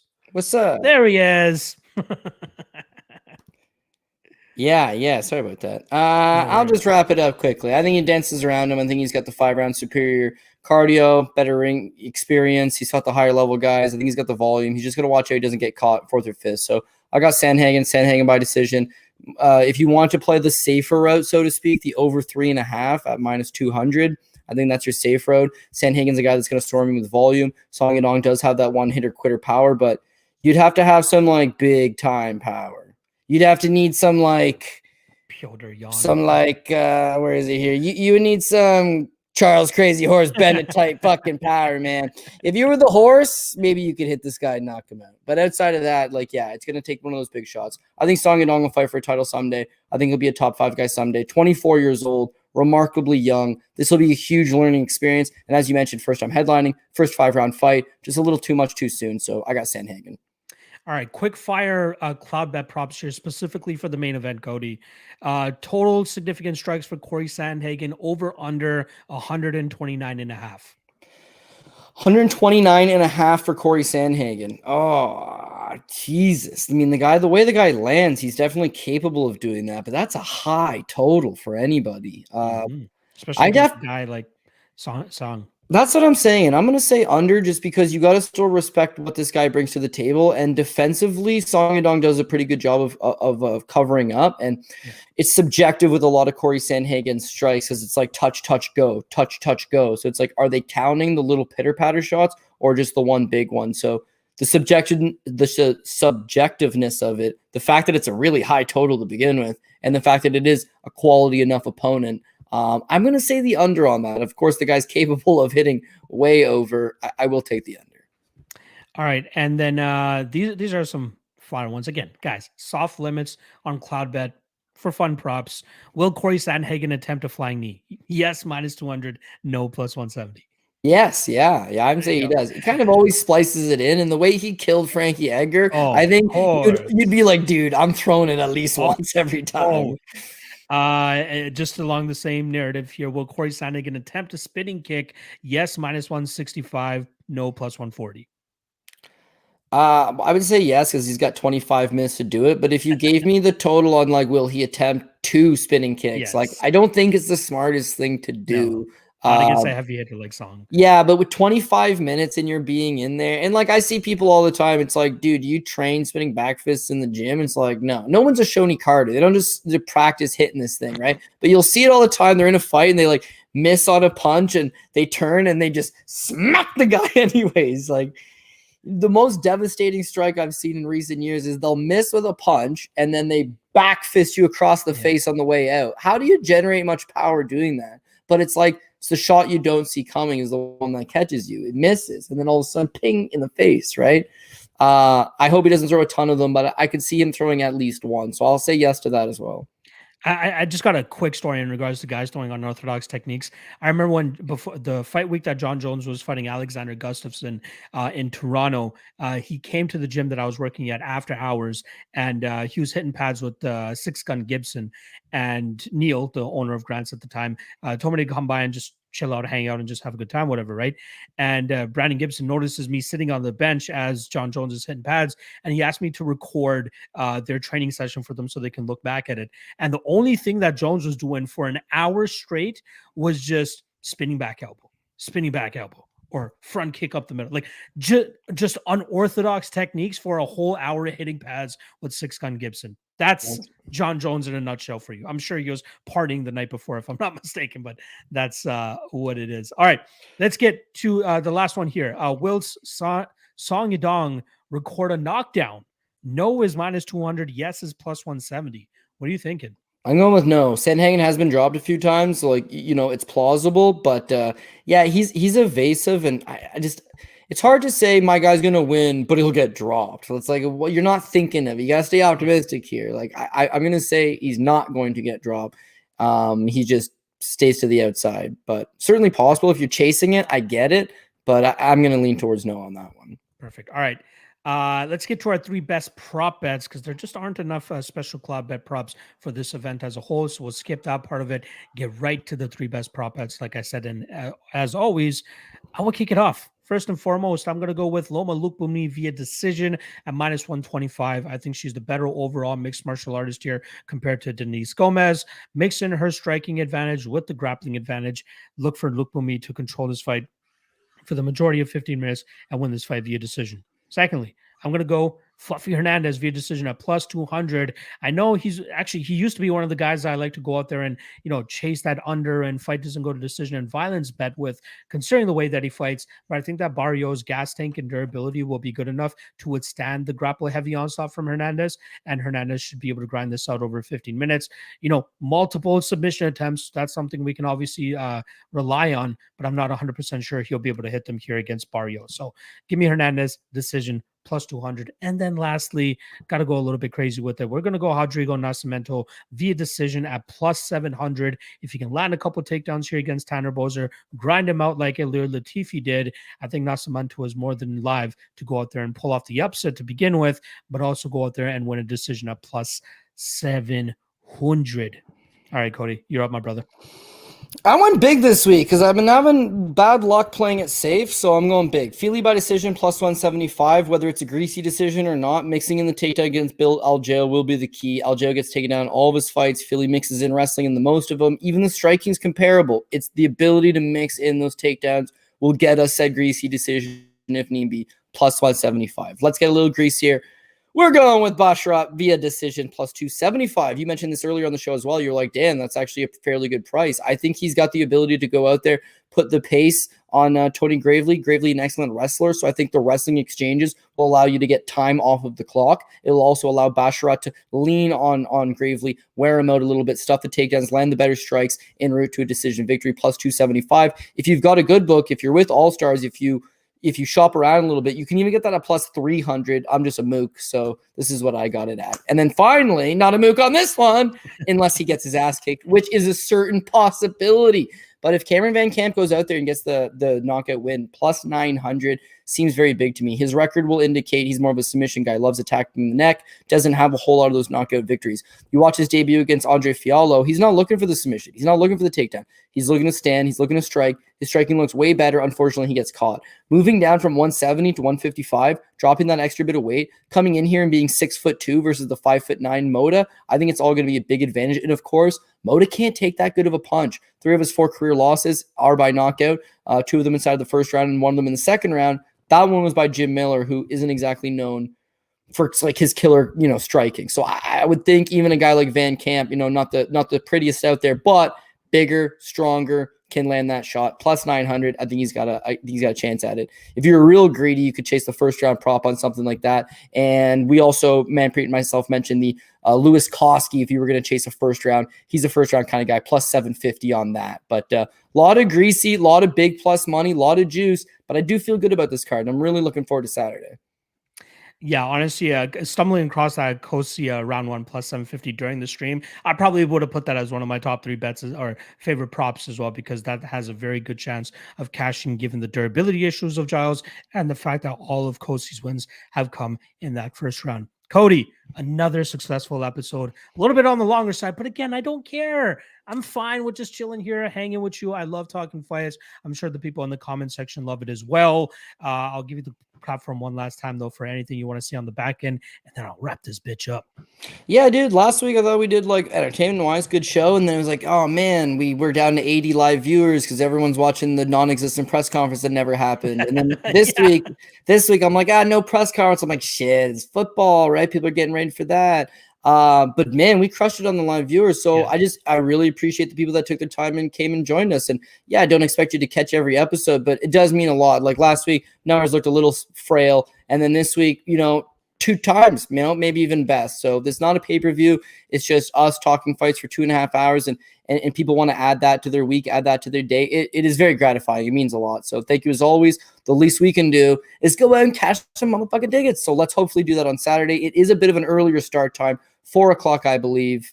And I'm stuck watching. I got to work a Glory kickboxing event till like 6, but I'll be on Twitter as much as I can. We're going to obviously put out the plays earlier in the day. And between props, parlays, straight plays, hopefully we can go and have an entertaining and profitable weekend. Yes, I'll be missing the card this weekend as well, as I got another wedding to go to, I think the last of the season. So at least I can get that out of the way. Thumbs up. You've been to like 17 weddings, including your own, right? It's COVID, Cody. You know this. Like now that COVID's over, everybody's having their fucking wedding. So that's pretty much what it was. Yes, and also a reminder, no UFC next week. So no propping you up next week. We'll be back the October 1st week, and that card is headlined by Yan Xiaonan against Mackenzie Dern. So looking forward to breaking down that card with my guy, Cody. Don't miss us too much next week. Get all the MMA fill that you can this week, and we'll see you guys in 2 weeks' time. Appreciate you guys as always. Hit that like and subscribe on the way out. On behalf of myself and Cody, appreciate you guys as always. See you in 2 weeks. Let's go.